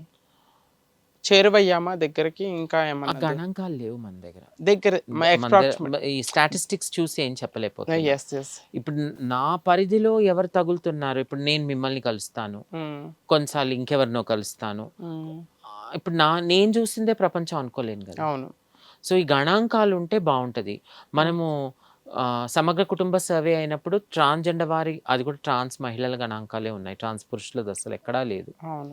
ట్రాన్స్ పురుషులు ఎదుర్కొంటున్న సమస్యలు వాళ్ళవి కూడా మనం వాళ్ళ సమస్యలు కూడా వాళ్ళనే బలపరిచి వారికి సాధికారత కలిగేటట్టుగా, వారిని దాన్ని పరిష్కరించుకునేటట్లుగా, వారిని మనం ఉద్ధరించేటట్టు కాకుండా వారిని వారు బలపరుచుకునేటట్టుగా అవకాశాలు కల్పిస్తే బాగుంటుంది.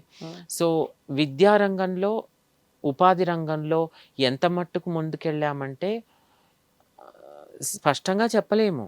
అవును. ఇప్పుడు మనలో సిఇఓస్ ఎవరు లేరు, మనలో పెద్ద బిజినెస్లు నడిపేవారు ఎవరు లేరు. ఎక్కువ మనలో కొందరు ఏదో ఒక ఇడ్లీ పాయింట్, కర్రీ పాయింట్, ఏదో ఒక కిచెన్ నడిపేవారు, కొందరు స్నాక్స్ చేసేవారు, కొందరు ఆర్టిఫిషియల్ జ్యువెలరీ అమ్మేవారు, కొందరు జూట్ బ్యాగ్స్ చేసేవారు, కొందరు ఇంకేదో మసాలా పొళ్ళు చేసేవారు. అలా చిన్న ఎత్తున ఇటీవల కొందరు మేకప్ ఆర్టిస్ట్స్గా ట్రైన్ అయ్యి, ఇంకొందరు సహజమైన సేంద్రియ వ్యవసాయం నుంచి వచ్చే సహజమైన ఆహారంతో పిండి వంటలు ఎలా చేయాలో వంటకాల గురించి నేర్చుకుంటూ అలా ఇప్పుడిప్పుడే తప్పటడుగులు వేసుకుంటూ దొగ్గాడుతున్నట్టు తప్పటడుగులు మొదలయ్యాయి. కానీ ఇంకా ముందుకు చాలా వెళ్ళవలసి ఉంది. అవును మమ్మీ. మన ట్రాన్స్జెండర్ వ్యక్తుల జీవితాలు, ట్రాన్స్జెండర్ వ్యక్తులు అంటే there is a trans men and trans womens. మనకి చైల్డ్హుడ్ నుండి మనం కొంచెం అడల్ట్ అయ్యే ఏజ్కి మనల్ని మనం గుర్తుంచుకునే టైంకి కరెక్టివ్ రేప్స్ అనేవి చాలా ఎక్కువగా ఉంటాయి. సో మీ కరెక్టివ్ రేప్స్ అంటే ఏంటి అసలు? దీనిని అరికట్టగలమా అసలు? ఇది చాలా మట్టుకు ట్రాన్స్ మహిళలకి ఇది కొంత జరిగిన, ట్రాన్స్ మహిళల కంటే ట్రాన్స్ పురుషులకు, క్వియర్ మహిళలకు, స్వలింగ సంపర్కులైన మహిళలకు ఎక్కువగా జరిగింది. ట్రాన్స్ మహిళలకు కూడా పడుపు వృత్తి పైన ఆశ్రితులై ఉన్న వారికి, లేక బాల్యంలో నీ రోగం కుదురుస్తాను అని మన పాఠశాలలో, కళాశాలలో కొందరు పురుషులు చేయడము. కరెక్టివ్ రేప్ అంటే ఏంటి? నిన్ను అంటే తెలంగాణ చక్కగా చేస్తా, నీ రోగం కుదురుస్తా అని చేయడం, దీన్నే అని చెప్తూ బలాత్కరించడాన్ని కరెక్టివ్ రేప్ అంటారు. బలాత్కరించినంత మాత్రం చక్కగా అవుతామా? అదే కదా ద్వంద్వం, ఓకే, అదే కదా సమస్య. అది ట్రాన్స్ మహిళలను కొంత పక్కకు పెడితే ఇది మహిళలకి ఎప్పుడూ జరుగుతున్న విషయమే. అవును. మేనరికాలు, బావరికాలు ఎప్పటినుంచో ఉన్నాయి. హ్మ్. సో, అలా మహిళగా పెంచబడుతున్న, మహిళగా గుర్తించబడిన వ్యక్తి వారిని వారు భిన్నలింగ సంపర్కులుగా గాకుండా స్వలింగ సంపర్కురాలైన మహిళగా ఉంటే, హ్మ్. వారికొక ప్రేమికురాలుంటే అది తెలిసిపోయి కోట్ అన్‌కోట్ పట్టుడు బోతే, కోట్ అన్‌కోట్ పట్టుడు పోవడం నేరం గాదు. అవును. కానీ ఆహ్, పుట్టినింటి వారు అలాగే ప్రవర్తిస్తారు. పట్టేసాను అన్నట్టు. హ్మ్. సో, అప్పుడు మేనరికం, బావరికం అలా నిశ్చితార్థాలైన వారు, నిశ్చితార్థాలు అవ్వబోయేవారు పూల పండ్లంటారు ఈడ తెలంగాణలో. అవును. వాళ్ళు కొన్ని సందర్భాలలో, ఎన్నో సందర్భాలలో తల్లిదండ్రులే "దీని రోగం కుదుర్చరా తీసుకెళ్ళి" హ్మ్. అని చెప్పడము. హ్మ్. వాళ్ళు పెళ్ళికి ముందే వారిని తల్లిదండ్రులే దగ్గరుండి ఆ! బ బలాత్కరించే తల్లిదండ్రులు బలాత్కరించడం గాదు. ఎంకరేజ్ మా చేసి. మేనరికమో, బావనో, మేనమామనో అలా ప్రోత్సహించి పంపడం. హ్మ్. అలా కొన్ని కేసెస్ బోలెడన్ని కేసెస్ వచ్చాయి. హ్మ్. అంతేగాక క్వియర్ మహిళలే గాక ట్రాన్స్ పురుషులకు గూడా ఎదుర్కొన్న విషయమే హ్మ్. ఇది. ట్రాన్స్ మహిళలను చూసినప్పుడు లేక గే పురుషులను చూసినప్పుడు ఇది మన కుటుంబంలో తల్లిదండ్రుల ఆమోదంతో జరగలేదు. హ్మ్. న్ నా అనుభవంలో. కానీ పాఠశాలల్లో, కళాశాలల్లో "నీ రోగం కుదురుస్తారా?" హ్మ్. అనేసి మనల్ని ఏదో కోట్ అన్‌కోట్ సరిజేస్తామంటూ హ్మ్. లైంగికంగా హింసించడమే కరెక్టివ్ రేప్. It's true. అందులో మళ్ళీ తల్లిదండ్రుల ప్రమేయం ఉంటే అది ఇంకో ఎత్తున, ఇంకో హ్మ్. స్థాయిలో అది చెలరేగుతది. ఓకే.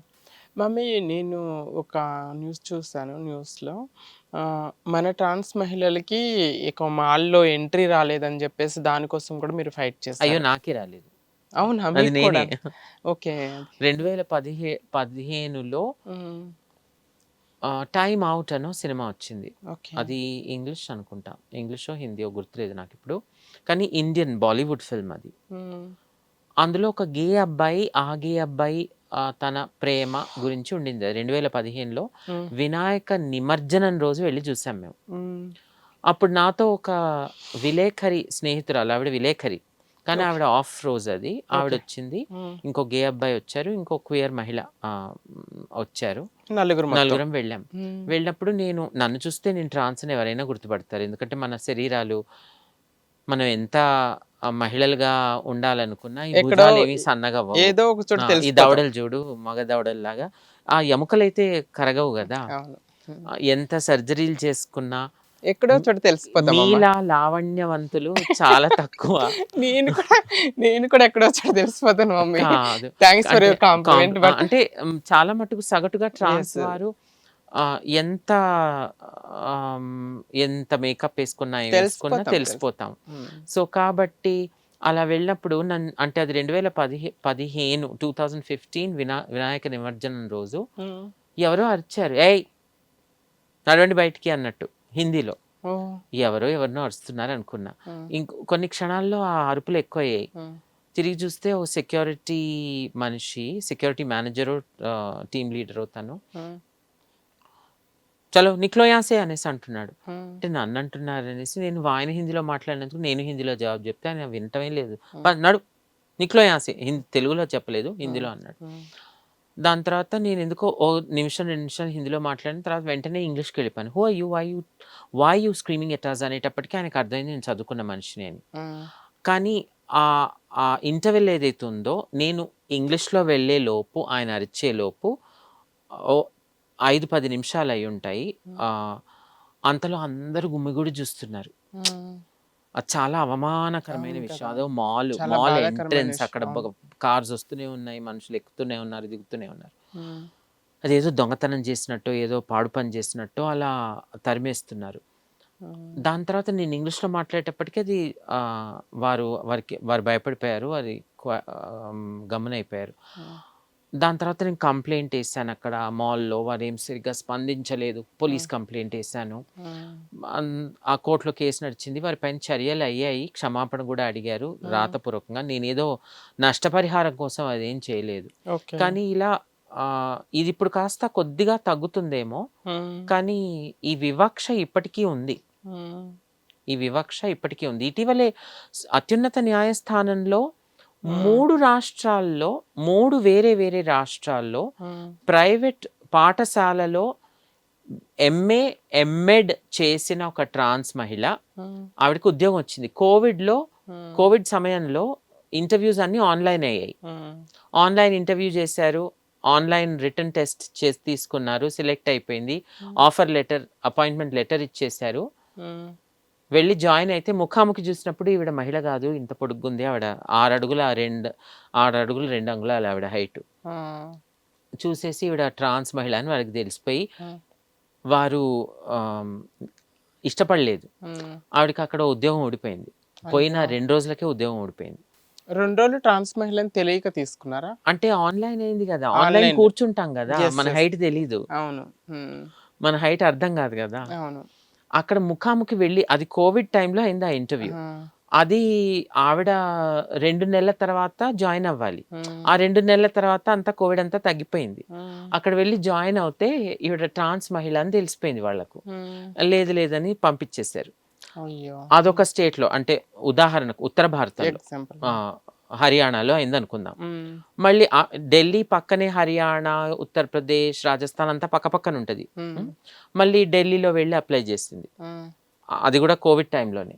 అక్కడ ముఖాముఖి వెళ్ళినప్పుడు అమ్మో ట్రాన్స్ మహిళ అని వారం రోజులు కూడా పెట్టుకోలే, తీసేశారు. ఇంకో స్టేట్లో కూడా అలాగైంది. పక్క రాష్ట్రాలు ఇవి. ఈ రాష్ట్రం నుంచి ఆ రాష్ట్రానికి మెట్రో ఉంటుంది. ఓకే. ఎందుకంటే నోయిడా యూపీలో ఉంటుంది, ఓకే.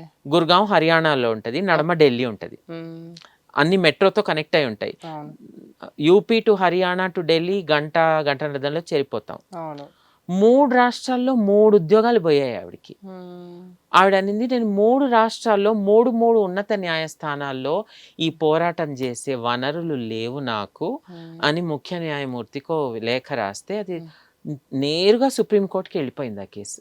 హైకోర్టుకి వెళ్లకుండా సుప్రీంకోర్టే తీసేసుకుంది. ఎందుకంటే ఏమీ లేని మనిషి, పొట్టకూటికి ఏది గతి లేని మనిషి 3 ఉన్నత న్యాయస్థానాల్లో 3 వ్యాజ్యాలు ఎలా చేస్తుంది అని. అవును. ఇప్పుడు పాఠశాలలను అడిగితే వాళ్ళు అంటున్నారు, ఆవిడ పిల్లల మీద అరిచేది, అందుకు మేము తీసేసాము. మీరు మొదటి రోజే ఎలా తీశారు? అవును. మీరు పిల్లల మీద అరిస్తే టర్మినేషన్ మీరు కేసు వేయవలసి ఉండింది. పిల్లల్ని కొట్టేది అన్నారు. పిల్లల్ని కొట్టితే మీరు పోలీస్ కేసు ఎందుకు వేయలేదు? అవును. వేయాలి కదా. అవును. ఇది డిస్క్రిమినేషన్. ట్రాన్స్ అని తీస్తారు. ఎందుకంటే మీరు అంత ఆవిడ చేస్తుంటే మీరు అప్పటి వరకు కేసు లేక ఏదో ఒకటి డాక్యుమెంటేషన్ ఎక్కడా ఏం లేదు. ఓకే. ఇప్పుడు ఈ కేసు సుప్రీంకోర్టుకు వచ్చినందుకు మీరు అలా మాట మార్చి చెప్తున్నారు. అవును. ఆ విచారణ అక్కడ అవుతుంది. ఇలా చాలా అయిన సందర్భాలే ఎక్కువ ఉన్నాయి. సో ఈ వివక్ష అనేది సర్వవ్యాపి, నా మట్టుకే ఉందని నేను ఎప్పుడు అన్ను. మన ట్రాన్స్జెండర్ వారికి ఉంది, మహిళలకి ఉంది, పేదవారికి ఉంది, అంగవైకల్యము కల వారికి ఉంది, దళితులకు ఉంది. ఓకే. ఓకే మమ్మీకి పోతే లాస్ట్ అండ్ ఫైనల్ క్వశ్చన్, మీరు ఆర్టీఐ యాక్టివిస్ట్గా అండ్ హ్యూమన్ రైట్స్ యాక్టివిస్ట్గా ఉన్నారు కదా, మన జీవితాలలో, ట్రాన్స్జెండర్ వ్యక్తుల జీవితాలలో మార్పులు రావాలి, ఈక్వాలిటీ రావాలి, రెస్పెక్ట్ రావాలి, ఐ మీన్ ఆపర్చునిటీస్ కూడా అందరికీ సమానంగా రావాలంటే ఎటువంటి చట్టాల్లో ఎలాంటి మార్పులు రావాలి, కొత్త చట్టాలు ఏమన్నా రావాలా అని మీరు కోరుకుంటున్నారా? నేను హిందూ మహాసముద్రాన్ని కట్టెల పొయ్యి మీద కాగబెట్టలేను. ఎవరు అది అయ్యే పని కాదు. ఎందుకంటే ఇది చాలా పెద్ద ప్రశ్న కదా. సో నా మనసులో ఇప్పుడు నా నా తలలో ఆ హారిజాంటల్ రిజర్వేషన్స్ ఒకటి బాగా దిగిపోయింది, స్వయం ఉపాధి అన్నది బాగా దిగింది. ఈ రెండిటి మీదే నేను ఫోకస్ చేయబోతాను. ఇప్పుడు నేను నా దగ్గర ఓ పరిష్కారం ఉంది, దానివల్ల ఇలా మంత్రం వేసి ట్రాన్స్జెండర్ వారికి అందరికీ పురోగతి, అభ్యుదయం వచ్చేస్తుంది అని నేను చెప్పలేను. ఈ 2 విషయాల మీద నా పరిధిలో నేను ప్రయత్నిస్తాను. మీ వంటి వారు సినీ రంగంలో కావచ్చు, మీడియా రంగంలో మీరు మీ ప్రయత్నాలు చేస్తున్నారు. అలా మనం అందరము మన పరిధిలో మనం ప్రయత్నిస్తే ముందు మనం గట్టెక్కి ఇతరులకు చేయిచ్చి చేయూతనిస్తే మన పరిస్థితులు మారుతాయేమో అని. అంతేగాక చివరి మాట, ఇప్పుడు చివరి ప్రశ్న కాబట్టి, మనలో క్షోభ చెంది, వ్యధ చెంది, దురాగతాలకు లోనై, విరిగిపోయి, ముక్కలయ్యి, చెదిరిపోయి, మరి బాధితులే ఒకప్పుడు బాధితులు ఇప్పుడు ఇతరులను బాధిస్తారు. అవును. ఒకప్పుడు విక్టిమ్స్ అయిన వారు మళ్ళీ క్షణంలో మారిపోయి వారే దురాగతాలు అరాచకాలు చేస్తారు. ఇది ఎంత గమనిస్తుంటే అంత క్షోభ కలుగుతుంది. కొన్నిసార్లు నాకైతే అనిపిస్తుంది, కుటుంబమా హింసించేది ఎక్కువ, లేక జనజీవన స్రవంత, లేక ఆఫీసా, లేక కళాశాల, లేక సముదాయమా, లేక నేనా? ఎప్పుడు హింస, దురాగతాలు, అరాచకాలు, వివక్షనే పీలుస్తూ, ఈ హింసనే తింటూ, హింసనే తాగుతూ, మనమేదో పాలల్లో కడిగిన ఆణిముత్యాలు అవ్వాలంటే ఎలా అవుతాం? అవును, ఏ విత్తనం నాటితే ఆ మొక్క వస్తుంది. అవును, ఇట్స్ ట్రూ. సో కాబట్టి ఈ ఈ సంక్లిష్టమైన పరిస్థితిని మనము అర్థం చేసుకొని ఒకరి పట్ల ఒకరము, అది పురుషులే ఉండొచ్చు, మహిళలే ఉండొచ్చు, ట్రాన్స్జెండర్ వారే ఉండొచ్చు, ఒకరి పట్ల ఒకరికి కాస్త ఓపికను ఎక్కువ పెంచుకుంటే కాస్త మన జీవితాలు కూడా కాస్త సులభతరం అవుతాయేమో అని సవినయంగా అందరికీ వినవించుకుంటున్నాను. థ్యాంక్ యూ సో మచ్ అమ్మా. So such a beautiful information and great information మీరు ఇచ్చారు, కమ్యూనిటీకే కానీ నాన్ కమ్యూనిటీకి కూడా. ఎందుకంటే చాలామందికి మనకి with in the community mostly మనకి అన్యాయం జరిగిన, చట్టపరంగా న్యాయం జరగాలంటే ఎక్కడికి వెళ్ళాలి, ఏ కేసు ఫైల్ చేయాలి, ఏది జరిగితే ఏ కేసు ఫైల్ చేయాలి, ఎవరిని అప్రోచ్ అవ్వాలి, లాయర్లతో ఎలా పిటిషన్స్ వేయాలి, తెలియని అయోమయ పరిస్థితుల్లో మనం చాలామంది ఉంటాం. అలాంటి వాళ్ళకి మీరు ఇచ్చే అడ్వైజ్ ఏమైనా ఉందా? డిస్ట్రిక్ట్ లీగల్ సర్వీసెస్ అథారిటీ ఉచిత న్యాయ సేవలు ఉన్నాయి. ఓకే. అవి మనం అనుకున్నంత పటిష్టంగా ఉన్నా లేకపోయినా, చైతన్యవంతంగా ఉన్నా లేకపోయినా ప్రభుత్వ రంగాన్ని మనం వాడాలి, ప్రభుత్వ ఆసుపత్రులను వాడాలి. ఎందుకు అలా ధోరణి మొదలైందో నాకు తెలియదు, కానీ ప్రైవేట్ స్కూల్స్లోనే మా పిల్లల్ని వేస్తాము, ఆ ప్రైవేట్ స్కూల్ ఎంత చత్తగా ఉన్నా ప్రైవేట్ స్కూల్కే పంపుతారు. ప్రభుత్వ కళాశాలలు, పాఠశాలలు ఇప్పుడు చాలా మెరుగయ్యాయి. కొన్ని జిల్లాలలో, హైదరాబాదులో కొన్ని ప్రభుత్వ ఆసుపత్రులు చాలా బాగున్నాయి, కొన్ని బాలేవు. మన ప్రభుత్వ వైద్య ఆరోగ్య రంగాన్ని, ప్రభుత్వ విద్యా రంగాన్ని, ప్రభుత్వ న్యాయ సేవలను, district legal services authority, state legal services అథారిటీని మనం వాడుకోవాలి. మన వంటి వాళ్ళ కోసమే అది, అణగారిన వర్గాల కోసమే అది. మీ దగ్గర లాయర్కి డబ్బులు ఇచ్చుకునే వనరులు లేకపోతే మీ వంటి వారి కోసమే డిస్ట్రిక్ట్ లీగల్ సర్వీసెస్ అథారిటీ ఉంది. మీ వంటి వారి కోసమే ఎన్జిఓలు ఉన్నాయి. ఎన్జిఓలకు కూడా కొంత చిన్న లీగల్ బడ్జెట్ ఉంటుంది, ఎన్జిఓలకు, సిబిఓలకు ముఖ్యంగా. అండ్ మీ ద్వారా నేను చెప్పుకోదలసింది ఏంటంటే, సముదాయానికి ప్రాధాన్యత ఇవ్వండి.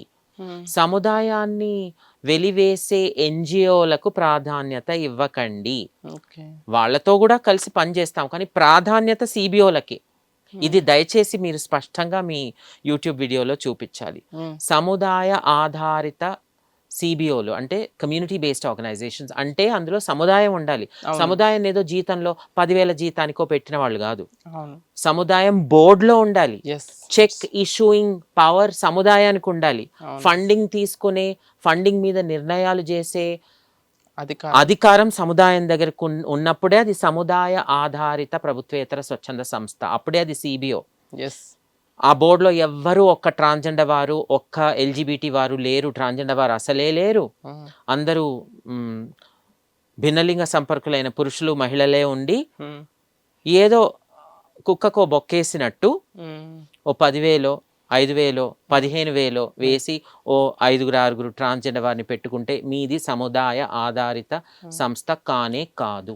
It's true. అవును, అలా చాలా జరుగుతున్నాయి, చాలా జరుగుతుంది. ట్రాన్స్వార్ ఉండాలి. ట్రాన్స్వార్ అంటే మళ్ళీ ట్రాన్స్వార్ని ఒక్కరినిద్దరిని తెచ్చిపెట్టి మీ చెప్పు చేతల్లో మీ మోచేతి ఎంగిలి నీళ్లు కారుతుంటే తాగే నీ బాంచ అని పడుండే ట్రాన్స్జెండర్ వారిని మాత్రమే కాకుండా, మిమ్మల్ని ఎదిరించి ప్రశ్నలు అడిగి, మిమ్మల్ని జవాబుదారీగా పెట్టే మీరు పారదర్శకంగా ఉండేటట్టుగా, మీరు బాధ్యత వహించేటట్టుగా మిమ్మల్ని ప్రశ్నలు అడిగే ట్రాన్స్జెండర్ వారిని మీరు ఆహ్వానించి పెడితేనే, అటువంటి వాళ్ళు అధిక సంఖ్యాకులు ఉంటేనే, అంటే 80%, 90% ట్రాన్స్జెండర్ వారు ఉంటేనే అది ఒక సిబిఓ, లేకపోతే అది non community based NGO.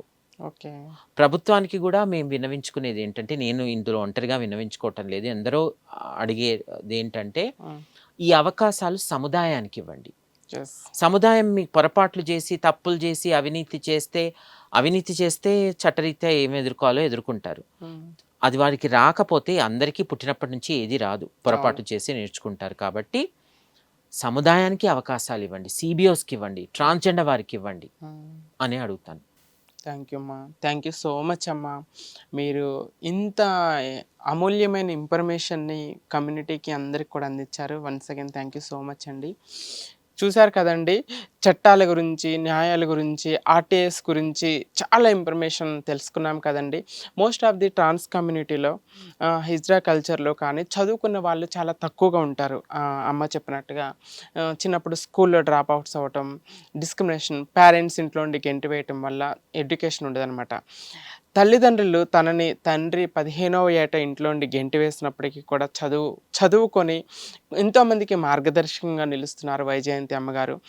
With in the కమ్యూనిటీలో లీగల్ ఇష్యూస్ ఎక్కడైనా జరిగితే తనకు సాధ్యమైనంత వరకు తను ఎక్కడైతే వెళ్ళగలరో, ఎవరైతే తనకి అప్రోచ్ అయ్యారో వాళ్ళకి కాదనకుండా వాళ్ళకి సహాయం చేయటం, అన్యాయం జరిగిన వారికి న్యాయం అందేలాగా పోరాటం చేస్తున్నారు. ఎట్ ద సేమ్ టైం ట్రాన్స్ కమ్యూనిటీలో హారిజంటల్ రిజర్వేషన్స్ కోసం కూడా ఫైట్ చేస్తున్నారు. ఎట్ ద సేమ్ టైం కొన్ని చట్టాలను కొన్ని ఆర్టీఐస్ వేసి ట్రాన్స్ కమ్యూనిటీకి రోల్ మోడల్గా అండ్ ఒక ఇన్స్పిరేషనల్ పర్సన్గా నిలుస్తున్నారనమాట. సో ఈ ఇంటర్వ్యూ ఆ సమాధానాలు మీ అందరికీ నచ్చాయి అనుకుంటున్నాను. సో ఇది ఈరోజు లైఫ్ ఈజ్ బ్యూటిఫుల్ షో. మరొక ఎపిసోడ్లో మరొక గెస్ట్తో మీ ముందుకు వస్తాను. అప్పటి వరకు stay tune. Thank you. Hit TV app ని డౌన్లోడ్ చేసుకోండి. ఇందులో short news, live news, entertainment movies అన్ని అవైలబుల్ గా ఉన్నాయి. Please download Hit TV app. Hit TV app. Hit TV యాప్ని ఫ్రీగా డౌన్లోడ్ చేసుకోండి.